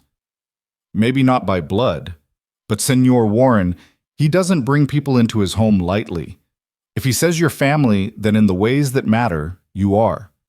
Blood is just one way to make a family, muchacho, not the only way. They continued through the ranch, each stop revealing another layer of complexity. The hayfields where crops were grown to feed the livestock through winter. The smokehouse where meat was cured. The workshop where everything from wagons to saddles was repaired. The bunkhouse where the unmarried hands lived, a long building with rows of beds and a common area that smelled like tobacco and boot leather. Everywhere they went, Nathan introduced Evan and explained what he was there to learn. The reactions varied. Some men were welcoming, understanding that Caleb Warren had his reasons and trusting his judgment. Others were more reserved, their expressions suggesting they'd wait to see if this skinny kid could actually pull his weight. And a few were openly skeptical, like the ranch hand named Dwight, who worked the cattle pens. Another charity case, Dwight muttered, just loud enough to be heard. He was a big man, thick through the shoulders, with a face that suggested he settled disagreements with his fists. Living in the main house while real workers sleep in the bunkhouse. Nathan's expression went cold. You have something to say, Dwight? Just observing, Dwight said, his tone carefully neutral. Wondering what makes this kid so special that he gets privileges the rest of us don't. What makes him special is that he saved Mr. Warren's life, Nathan said flatly, which means he's done more for this ranch than you have in the 3 years you've worked here. Now either get back to work or collect your pay and move on. Your choice. Dwight's jaw tightened, but he turned back to his work without another word. Nathan led Evan away, his stride quick with suppressed anger. Don't let men like that get to you, Nathan said when they were out of earshot. Every outfit has a few who think the only thing that matters is how much you can drink and how hard you can hit. They don't understand that running a ranch takes more than muscle. He's not wrong, though, Evan said quietly. I am living in the main house. I haven't earned it. Nathan stopped walking and turned to face Evan directly. Listen to me carefully. My father could have died in that alley. Could have died from infection or fever or just from giving up. Instead, he's alive because you made a choice that most people wouldn't make. You didn't just save his life, you gave him back his identity, his family, his future. You think that's not worth a room in the house? I just did what seemed right, Evan said. Exactly, Nathan said. You did what seemed right without thinking about what it would cost you. That's character, Evan. That's integrity. And that's worth more than 10 years of breaking your back in the cattle pens. He started walking again. Besides, you're going to work. You're going to work hard. And when men like Dwight see that, most of them will come around. The ones who don't weren't worth your time anyway. They ate lunch in the bunkhouse with the hands, Nathan making a point of sitting with the men and including Evan in the meal. The food was good and plentiful, the conversation rough but friendly. Evan listened more than he talked, absorbing the rhythms of ranch life, the easy camaraderie, and the occasional sharp exchange that passed for humor among working men. After lunch, Nathan took him to the schoolhouse, a neat building on the eastern edge of the compound. Inside were rows of desks, a chalkboard, shelves lined with books, and a woman arranging papers at the teacher's desk. She looked up when they entered, and Evan saw a face that was stern but not unkind, framed by dark hair streaked with gray. "Mrs. Carson," Nathan said, "this is Evan Holt. He'll be joining your classes starting Monday." Mrs. Carson came around the desk, her eyes assessing Evan with the practiced gaze of someone who'd taught many students. "How much schooling have you had, Evan?" "Through 5th grade, ma'am," Evan said. "But that was 5 years ago. I've been teaching myself since, mostly reading when I could find books." "What have you been reading?" she asked. "Whatever I could get, some history, some literature, a farmer's almanac, parts of the Bible." "Mathematics?" "Basic arithmetic, addition, subtraction, multiplication, division, some fractions." Mrs. Carson nodded thoughtfully. "That's a better foundation than many students I've had. We'll assess your level properly Monday and place you accordingly. The school serves children from 6 to 16, but we group by ability rather than age. You'll likely be working with the older students in most subjects, possibly some younger ones in mathematics depending on your comfort level." "Yes, ma'am," Evan said. "School runs 9 to 2, 5 days a week," Mrs. Carson continued. "Attendance is mandatory unless you're ill or there's a ranch emergency. I expect punctuality, completed assignments, and respectful behavior. In return, I'll give you the best education I'm capable of providing. Does that sound acceptable?" "More than acceptable," Evan said. "Thank you." She smiled, the first real warmth breaking through her stern exterior. "Nathan tells me you're a reader. That's good. Readers tend to be thinkers, and thinkers tend to succeed in life if they apply themselves. I look forward to seeing what you can do." They left the schoolhouse and headed back toward the main house, the sun now angling toward late afternoon. Evan's head was spinning with everything he'd seen and learned, the sheer scope of the operation overwhelming his capacity to process it all at once. "Too much?" Nathan asked, reading his expression. "A lot," Evan admitted, "but I'll figure it out." "You will," Nathan agreed. "Just remember, nobody expects you to learn everything in a day. This is a marathon, not a sprint." They found Caleb on the front porch, sitting in a rocking chair with a glass of what looked like whiskey and watching the ranch wind down for the evening. He looked up when they approached, his face breaking into a smile. "How'd the tour go?" he asked. "Comprehensively overwhelming," Nathan said with a slight grin. He met Tom, Samuel, half the hands, Mrs. Carson, and got his first taste of ranch politics, courtesy of Dwight being Dwight. Caleb's expression darkened. "Dwight giving trouble?" "Nothing I couldn't handle," Nathan said. "Just the usual nonsense from a man who measures worth by the wrong metrics." "Well, Evan will prove himself soon enough," Caleb said. He gestured to the other chair on the porch. "Sit down, boy. You look ready to collapse." Evan sat gratefully, his legs aching from the miles they'd walked around the ranch. From this vantage point, he could see most of the operation spread out below. Could see workers heading toward the bunkhouse as their shifts ended, could see horses being led to pasture for the night. "What do you think?" Caleb asked. "Think you can make a life here?" Evan considered the question seriously. "I think it's going to be harder than anything I've done before. But yes, I think I can." "Good answer," Caleb said. "Confidence without arrogance. That'll serve you well." He took a sip of his whiskey, his eyes distant. "You know what the hardest part of building something like this was? Not the physical work, not the financial risk, not even the competition from other ranchers. It was learning to trust other people. Learning that I couldn't do everything myself, that I needed good men around me who I could rely on absolutely. Nathan said something similar, Evan said, about recognizing people worth holding on to. He learned that from watching me make mistakes, Caleb said with a wry smile. I didn't always hire well in the early days, brought in men who were all skill and no loyalty, and it bit me hard a few times.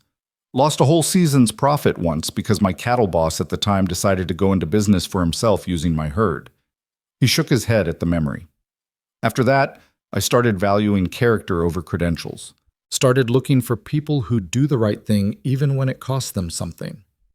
Like giving away your last meal, Evan said softly. Like giving away your last meal, Caleb confirmed. That told me everything I needed to know about who you are at your core. Skills can be taught. Knowledge can be learned.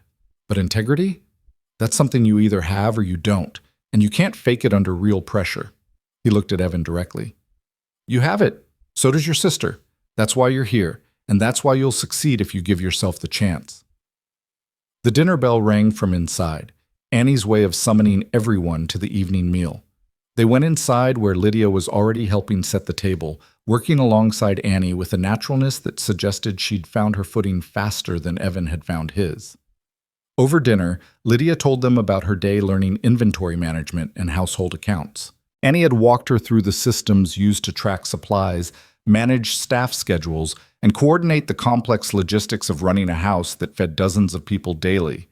Her eyes were bright with the excitement of learning something new, something that used her mind rather than just her hands. Annie says I have a knack for organization, Lydia said, unable to hide her pride. She's going to teach me menu planning next week and how to manage the relationships with suppliers in town. That's wonderful, Caleb said warmly. This household runs on organization, always has. My wife used to say that the house was more complex than the ranch because you couldn't just turn cattle out to pasture and check on them once a day. Everything here requires constant attention and coordination. The mention of his late wife brought a moment of quiet to the table, a shared acknowledgement of loss. Then Nathan cleared his throat and began telling a story about a particularly stubborn mare they were trying to break, and the mood lightened again. After dinner, Evan excused himself and went upstairs to his room. He stood at the window looking out at the ranch as darkness fell and lanterns began to glow in the various buildings. Workers moved between structures, finishing last tasks before turning in for the night. Somewhere in the distance, a horse whinnied. The sounds of Iron Ridge settling down for sleep were different from the sounds of Carthage, gentler somehow, more purposeful. There was a soft knock on his door, and when he called for whoever it was to enter, he found Nathan standing in the hallway. "Got a minute?" Nathan asked. Of course. Nathan came in and closed the door behind him, his expression more serious than it had been at dinner. I wanted to talk to you privately about something. Tomorrow's Sunday, which means most of the hands get the day off. But there's still essential work that needs doing. Animals need feeding, fences need checking, that kind of thing. I usually take Sunday morning to ride the property lines, make sure everything's secure. I'd like you to come with me. All right, Evan said, though he wasn't sure why this required a private conversation. It's a long ride, Nathan continued. Several hours. Just the two of us. And I want to be clear about what that means. It means I'm going to ask you questions about your life, about your plans, about what you want from your future. And I expect honest answers, even if you think I won't like them. Can you do that? I don't know any other way to be, Evan said. Nathan smiled slightly. Good. Because here's the thing, Evan, my father's already decided you're part of this family, and when he makes up his mind about something, he doesn't change it. But I need to understand you for myself, need to know what drives you, what scares you, what you're willing to fight for.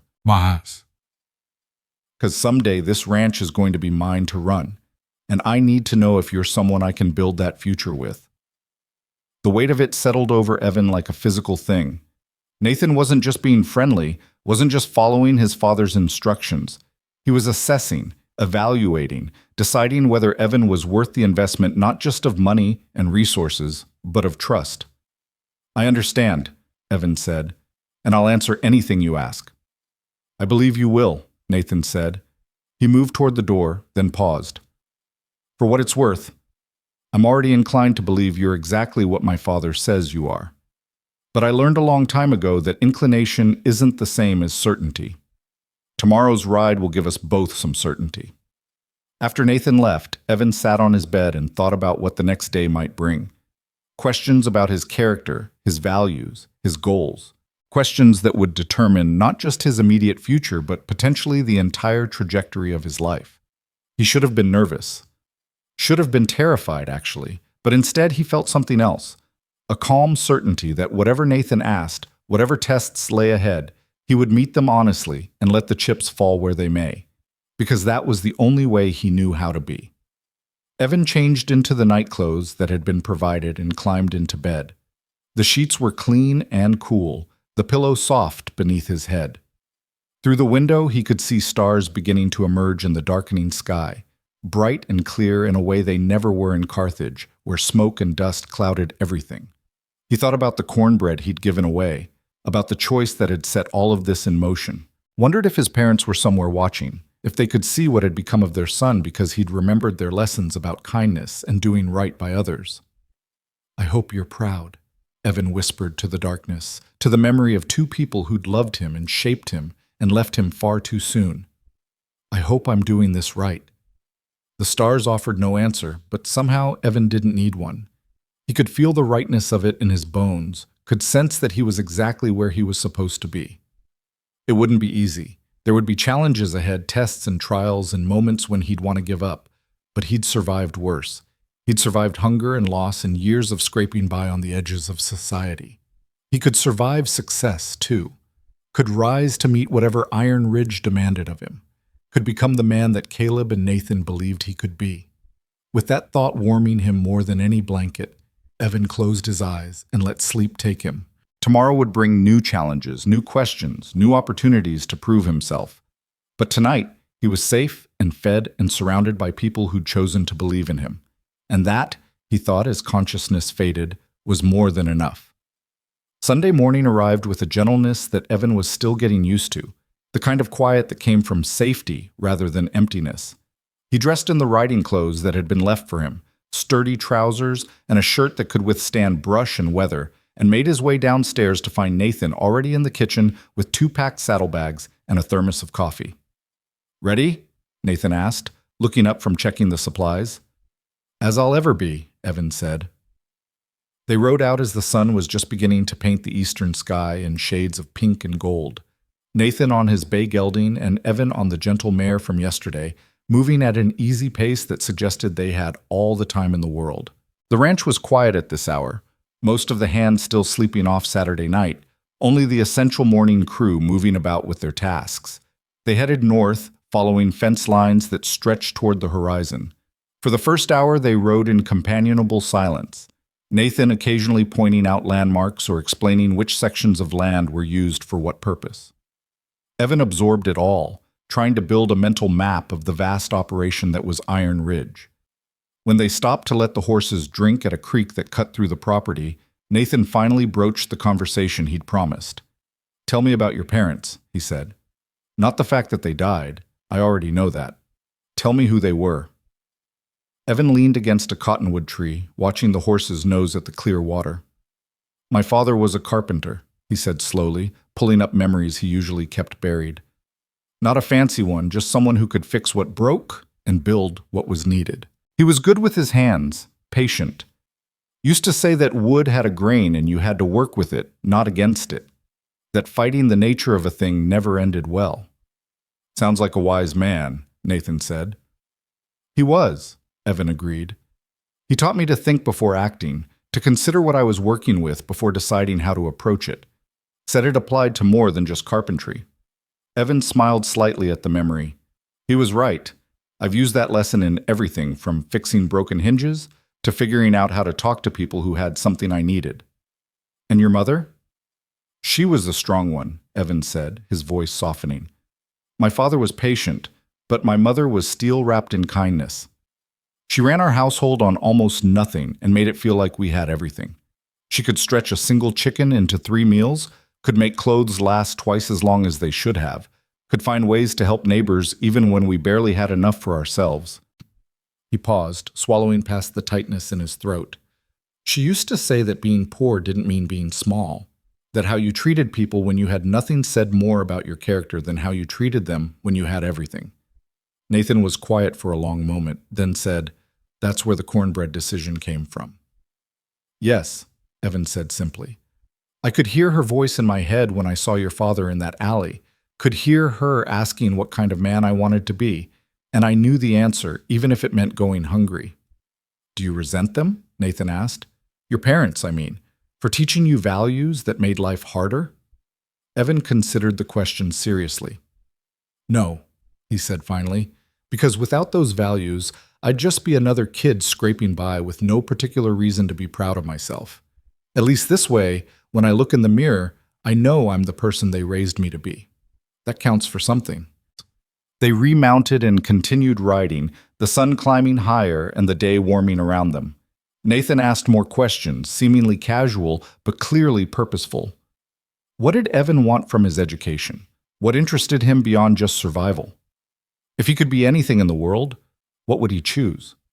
Evan answered as honestly as he could, talking about how he loved learning for its own sake, how he devoured every book he could find just for the joy of discovering new ideas. He talked about watching skilled craftsmen work and wanting to understand not just what they did, but why, the principles behind the practice. He admitted that he didn't know what he wanted to be yet, but that he wanted to be useful, to contribute something meaningful rather than just take up space. "That's a good answer," Nathan said. "Too many people know exactly what they want to be before they understand who they are. The order's backwards." He guided his horse around an outcropping of rock. "Here's what I think, and I want you to hear this clearly. I think you have the potential to be whatever you decide to become.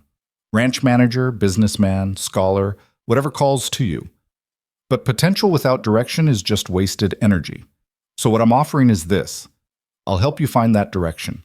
I'll expose you to different aspects of the ranch, different types of work, different ways of thinking about problems. And in return, all I ask is that you pay attention and be honest about what resonates with you and what doesn't." "That's more than fair," Evan said. "It's also self-interested," Nathan said bluntly. "Because in 10 years, I need people around me who know themselves well enough to play to their strengths. I don't need 10 versions of me. I need people who are good at things I'm not, who think differently than I do, who can see angles I might miss. Diversity of talent and thought, that's what makes an operation like this work." He looked at Evan directly. "I think you might be one of those people, but we won't know until you've had time to explore and develop." They stopped for lunch on a high ridge that overlooked a significant portion of the ranch. Nathan unpacked sandwiches and coffee from the saddlebags, and they ate while looking out at the land that stretched toward the horizon. From this vantage point, Evan could see several of the herds, small clusters of dark shapes against the green and brown landscape. Could see the snake of the river winding through the valley. Could see the buildings of the ranch compound looking small and neat in the distance. "It's beautiful," Evan said quietly. "It is," Nathan agreed. "My grandfather used to bring me up here when I was small, before he died. He'd tell me that this land was a responsibility, not just a possession. That it had supported our family, but only because we took care of it properly. Overgrazing, bad water management, careless decisions, those could destroy in a generation what took decades to build." He was quiet for a moment. "That's a lesson I've tried to carry forward. The land takes care of us because we take care of it. The same principle applies to people." "Your father said something similar," Evan said, "about recognizing potential and giving it room to grow." "He would," Nathan said with a slight smile. "Where do you think I learned it?" He finished his sandwich and stood, brushing crumbs from his trousers. "There's something I want to show you, about an hour's ride from here." They mounted again and headed east, cutting across open prairie where the grass grew thick and the wind carried the smell of sage and distant rain. The sun was past its zenith now, the afternoon heat building but not yet oppressive. Evan found himself relaxing into the rhythm of the ride, his body learning the horse's movement, his mind settling into a peaceful awareness of the present moment. The homestead they eventually reached was small but well-maintained, a modest house with a barn and a few outbuildings, fenced pastures holding a small herd of cattle. A man was working in one of the corrals, and he looked up as they approached, his weathered face breaking into a smile of recognition. "Nathan Warren," the man called out. "Been a while since you rode out this way." "Hello, Thomas," Nathan said warmly, dismounting. "Brought someone to meet you. This is Evan Holt. Evan, this is Thomas Reeves." The name registered immediately. This was the man Nathan had mentioned, the one who'd saved Caleb after his wife's death, who'd refused to let him give up. Evan dismounted and shook Thomas's offered hand, feeling the strength in the grip despite the man's age. "Heard about you," Thomas said, his eyes sharp as they studied Evan. "Heard you did for Caleb what I once did, though your version involved more immediate danger and less emotional intervention." "I just helped someone who needed it," Evan said. "That's what I told Nathan's father too," Thomas said. "Interesting how the simplest actions sometimes have the biggest consequences." He gestured toward his house. "Come inside. I've got lemonade, and I'd like to hear the story properly." They sat on Thomas's porch while he brought out a pitcher of lemonade and glasses, settling into a weathered rocking chair with the ease of a man comfortable in his own space. Nathan explained why they'd come, that he wanted Evan to understand the full context of what had happened all those years ago. "I was just a ranch hand," Thomas began, his voice carrying the rhythm of a story told before, but no less meaningful for its familiarity. Young, ambitious, good with horses, but not particularly wise about much else. Caleb had just lost his wife, and he was drowning in grief. Stopped caring about the ranch, stopped caring about Nathan, stopped caring about anything really. I watched it for weeks, this strong man just falling apart, and I finally couldn't take it anymore. "What did you tell him?" Evan asked. "The truth," Thomas said simply, "that his wife would be ashamed of what he was becoming, that he had a son who needed him, that grief was natural, but giving up was a choice, and he was choosing to abandon everything she'd valued." He took a sip of lemonade. "He could have fired me on the spot. Instead, he broke down completely, really let himself feel all of it, and then he came back to life." "And he made you ranch foreman," Nathan added. "Promoted you beyond your experience because he valued what you'd done." "I earned that position," Thomas corrected gently. "He gave me the opportunity, but I had to prove I could handle it. Took me years to grow into the role." He looked at Evan thoughtfully. "That's what I want you to understand, son. When someone gives you a chance like Caleb's giving you, it's not a free ride. It's a starting line. The race is still yours to run." "I know," Evan said. "I'm ready to run it." "Good," Thomas said. "Then here's my advice. Earned over 30 years of watching this ranch and these people. First, don't try to repay the debt. It can't be repaid, and trying will just make you resentful. Instead, pay it forward when the time comes. Second, don't let gratitude turn into obligation. Be grateful, but make your choices based on what's right for you, not what you think they want from you. And third, fail openly and honestly. Everyone fails at something. The ones who succeed are the ones who admit their failures quickly and learn from them instead of hiding and making things worse." Evan absorbed the words, feeling their weight and wisdom. "Thank you," he said. "That helps." They stayed another hour, Thomas telling stories about the early days of Iron Ridge, about Caleb as a younger man, about the challenges and triumphs that had shaped the ranch into what it was today. When they finally took their leave and headed back toward the main compound, the sun was beginning its descent toward evening. "Why did you really bring me there?" Evan asked as they rode. "You could have just told me that story yourself." "Because hearing it from the man who lived it carries more weight," Nathan said. "And because I wanted Thomas to meet you, to give his assessment. He's the best judge of character I know, and if he thinks you're solid, then you are." "What if he hadn't?" Evan asked. Nathan was quiet for a moment. "Then I would have taken that into consideration, but I suspected what his conclusion would be, and I was right." He glanced at Evan. "He pulled me aside while you were admiring his horses. Said you remind him of himself at that age. Hungry not just for food, but for purpose. Willing to work, but needing guidance. Said he thinks you'll do just fine if we don't mess you up." "That's a lot of confidence to place in someone he just met," Evan said. "Thomas can read people," Nathan said. "Always could. It's why my father trusted him then and why I trust him now." He paused. "Here's what I want you to understand, Evan. This ride, these questions, Thomas's assessment, none of it was really about testing you. You'd already passed the only test that mattered when you gave my father that cornbread. Today was about helping you understand what you've stepped into, what the expectations are, and what kind of support you'll have." "And?" Evan asked. What have I stepped into? A family that's built on merit and loyalty rather than blood, Nathan said. A business that demands your best but rewards it fairly. An opportunity to become more than survival ever would have let you be. He smiled. No pressure. Evan laughed despite himself. Right, no pressure at all.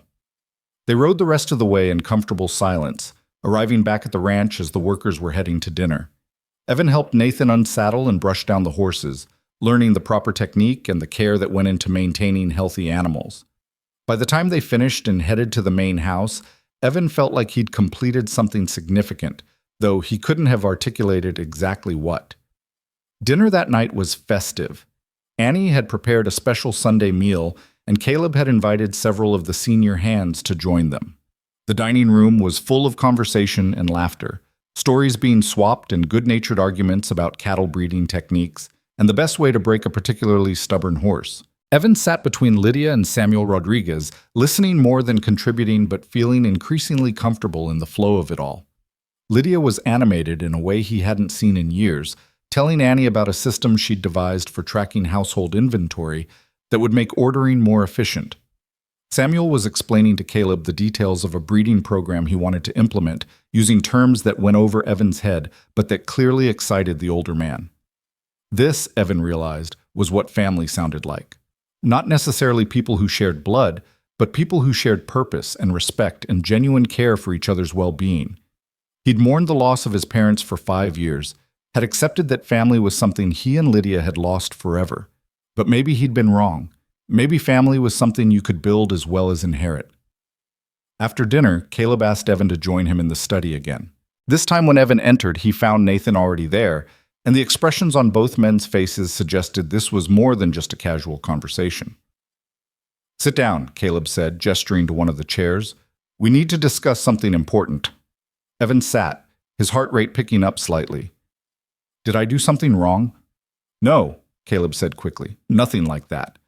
But Nathan and I have been talking, and we think it's time to make some things official, more formal than just verbal agreements and good intentions. Nathan leaned forward, his expression serious. Here's the situation. You and Lydia are living here, which is good. You're going to work and learn, which is also good. But right now, everything's based on trust and mutual understanding. That's fine for the short term, but it's not sustainable long term. We need legal protections in place, for your benefit as much as ours. I don't understand, Evan said. We want to establish legal guardianship for you until you turn 18, Caleb explained. And we want to draw up formal employment contracts for both you and Lydia, outlining wages, responsibilities, and expectations. Nothing exploitative, nothing that traps you here, just clear agreements about what everyone's committing to. Evan stared at them. You want to become my legal guardian? With your permission? Yes, Caleb said. It would give you legal protections, make sure you're provided for if something happens to me or Nathan, and frankly, make it easier for me to advocate for you in situations like school enrollment or medical care. You'd keep your name, your independence, your right to make your own choices when you come of age. But until then, you'd have the security of knowing someone has legal responsibility for your well-being. And Lydia? Evan asked. She's 22. She doesn't need a guardian. No, but she needs a fair contract, Nathan said. Annie's already agreed to take her on officially as assistant house manager in training. The contract would specify her wage, which will be competitive with what similar positions pay in other large households. It would outline her duties, her schedule, her benefits, and it would include a provision that if at any point she wants to leave for other opportunities, she can do so with a letter of recommendation and 2 months paid severance. Why are you doing this? Evan asked. The guardianship, I mean. You've already given us so much. Caleb's expression softened. Because legal protections matter, Evan. Because I've seen too many situations where good intentions weren't enough when circumstances changed. What if I die tomorrow? Without guardianship, you'd be an orphan again, subject to whatever the state decided. With it, you'd be under Nathan's care, with all the resources of this ranch protecting you. He paused. And honestly, because I want to. Because taking on that responsibility, making that commitment official, it means something to me. You saved my life. Let me secure yours. Evan felt tears pressing at his eyes and blinked hard to keep them back. I don't know what to say. Say you'll think about it, Nathan suggested. Talk to Lydia, make sure she's comfortable with her contract. Read everything carefully, ask questions. And when you're ready, if you're ready, we'll make it official with lawyers and signatures and all the proper legal machinery. I don't need to think about it, Evan said, his voice rough. Yes, to all of it. The guardianship, the contracts, everything. Yes. Caleb's smile was bright enough to light the room. He stood and came around the desk, pulling Evan into a firm embrace. Welcome to the family, son. Officially. Nathan stood too, shaking Evan's hand with a grip that conveyed warmth and commitment. You won't regret this. I promise you that. They told Lydia that evening, explaining the contract offer in detail. She cried, which she almost never did, pressing her hands to her face as if she could physically hold back the emotion. When she finally composed herself enough to speak, her voice shook with the weight of everything they'd been through and everything that was finally changing. I'll sign it, she said. Whatever needs signing, I'll do it. And Evan, the guardianship? That's good. That's safe. You should do it. I already said yes, Evan told her. She pulled him into a hug, and they held each other the way they had through all the hard years, except this time it wasn't about survival. This time it was about gratitude and hope, and the overwhelming relief of knowing they'd made it through to the other side. The legal papers were drawn up by a lawyer from Blackstone who made the trip to Iron Ridge 3 days later. He was a precise man who explained every clause, every provision, every contingency. Evan and Lydia read everything carefully, asked their questions, and understood exactly what they were agreeing to. The contracts were fair to the point of generosity, the guardianship papers clear about rights and responsibilities. When they signed, Evan felt something shift in his chest, some final piece of uncertainty settling into place. He was Evan Holt, ward of Caleb Warren, employee of Iron Ridge Ranch, and student preparing for a future he was only beginning to imagine. He had a home, a family, and a purpose beyond just surviving to see tomorrow. School started the following Monday, and Evan threw himself into it with the hunger of someone who'd been denied too long. Mrs. Carson was demanding but fair, pushing him to reach beyond what he thought he was capable of. The other students were a mix of ranch workers' children and a few from neighboring properties, ranging from 6-year-olds learning their letters to teenagers studying advanced mathematics and literature. Evan was placed with the older students in most subjects, his self-taught foundation serving him better than he'd expected. He struggled with formal mathematics at first, the systematic approach different from the practical arithmetic he'd learned by necessity. But he caught on quickly, his mind soaking up knowledge like parched earth soaking up rain. In the afternoons, he worked under Tom Brennan's supervision, learning horses from the ground up. Tom was a hard teacher, quick to criticize mistakes, but equally quick to praise when Evan got something right. Evan mucked stalls, learned to properly groom and tack horses, studied the subtle signs of injury or illness that could mean the difference between a healthy animal and a costly loss. You've got good hands, Tom said one afternoon, watching Evan work through a tangle in a mare's mane. Patient. That's the key with horses. They know when you're rushing or frustrated, and they react accordingly. You stay calm, they stay calm. My father taught me something similar about wood, Evan said. Work with the grain, not against it. Smart man, Tom said. Same principle applies to just about everything worth doing. The weeks turned into months, fall deepening and the work shifting with the seasons. Evan learned to ride well enough to help with moving cattle between pastures. He learned to repair tack and mend fences. He learned the business side too, sitting in on meetings where Caleb and Nathan discussed breeding decisions and market timing and the 100 other details that made the difference between profit and loss. Some of the hands came around like Nathan had predicted. They saw Evan working honestly, saw that he wasn't afraid of hard labor or dirty jobs, saw that he asked questions not to show off, but because he genuinely wanted to understand. Dwight remained coldly distant, but most of the others began treating Evan as one of their own, offering advice and good-natured ribbing in equal measure. Lydia flourished under Annie's tutelage, her natural organizational skills finding full expression in managing the complex household. She learned menu planning and staff scheduling, budget management, and supplier negotiations. Within 3 months, Annie was trusting her with responsibilities that would have taken most assistants a year to earn. On Christmas Eve, Caleb gathered everyone in the main house for a celebration. The dining room was packed, every chair filled and several people standing along the walls. Workers and their families, everyone who made Iron Ridge function, all brought together for a feast that Annie and Lydia had been preparing for days. After dinner, Caleb stood and raised his glass. I want to thank all of you for your work this year, and especially for your efforts during my disappearance. I know how hard you searched, how much worry you carried. I'm grateful beyond words to be standing here with all of you tonight. And I want to share something else, Caleb continued. 6 months ago, I was lost in every sense of the word. Lost physically, lost mentally, stripped of everything that made me who I was. 2 young people found me and gave me back my life. They asked for nothing in return, expected nothing, and yet they gave everything.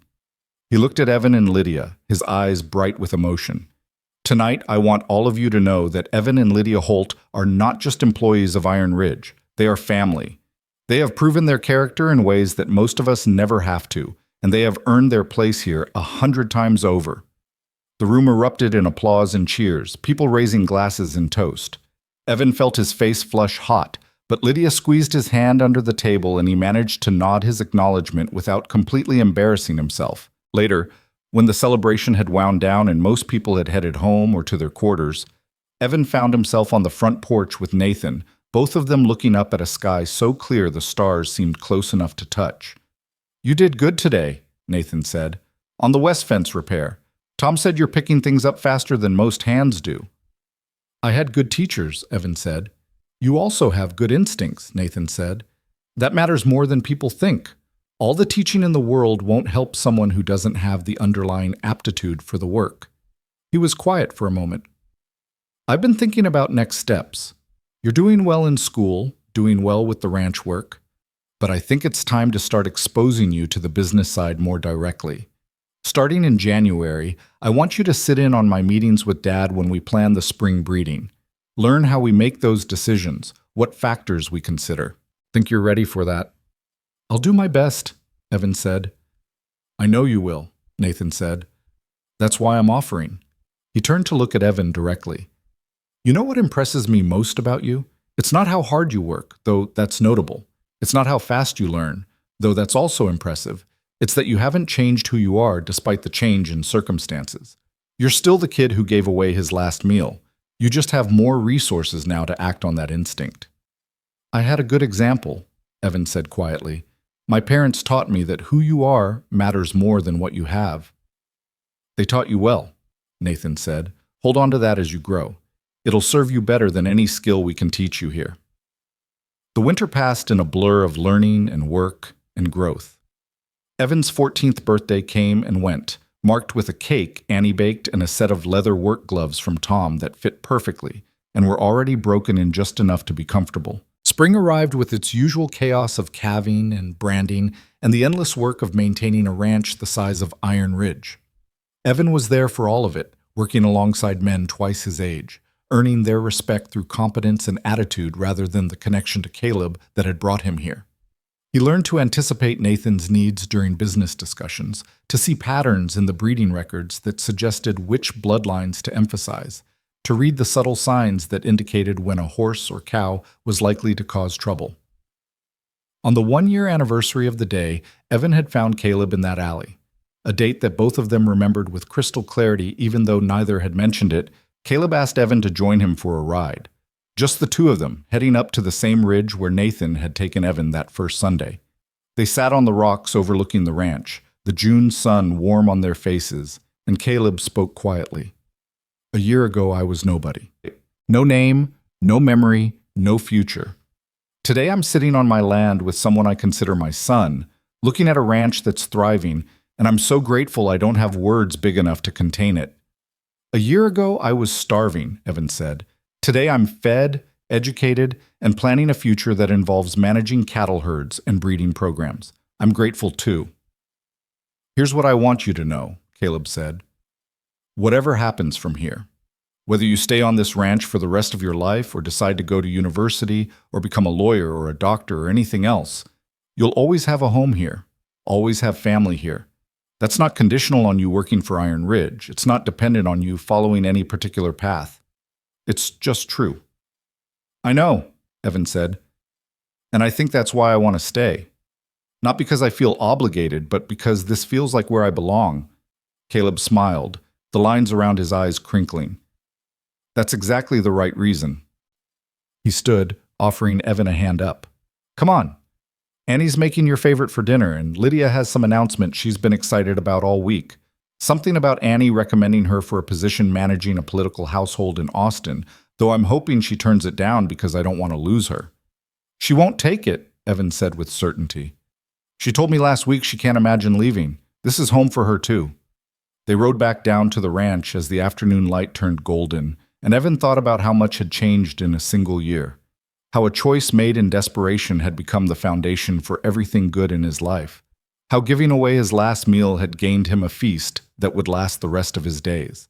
That evening, the family gathered around the dinner table, Caleb and Nathan, Evan and Lydia, Annie, who was family in all but name, and they ate and laughed and planned for futures that were bright with possibility. Outside, the ranch settled into its evening rhythms, hundreds of animals bedding down, workers heading to their rest, the land itself seeming to exhale with satisfaction at another day well lived. Evan looked around the table at these people who'd chosen him, who'd seen worth in a starving boy with nothing to offer but character. He thought about his parents and hoped they could see this, could know that their lessons had borne fruit in ways none of them could have predicted. And he thought about that plate of cornbread, about the choice that had seemed so simple in the moment but had rippled outward to transform everything. One act of kindness, one refusal to let survival override humanity, one boy who'd remembered that being poor didn't mean being small. Sometimes, Evan thought, as Caleb told a story that made everyone laugh, sometimes one choice really could change everything. Sometimes giving away your last meal meant gaining a family, a future, and a place in the world that felt like coming home after a lifetime of wandering. Evan, Lydia said, nudging him gently, you're smiling. I'm happy, he said simply, and realized it was true. Not just content or grateful or relieved, but actually happy in a way he hadn't been since before their parents died. Good, she said, her own smile matching his. You deserve to be. And looking around at the faces gathered in that warm room, at the life they'd built from the ashes of loss and desperation, Evan couldn't help but agree. He'd given away a meal when he had nothing. In return, the universe had given him everything that mattered. That seemed like a fair trade.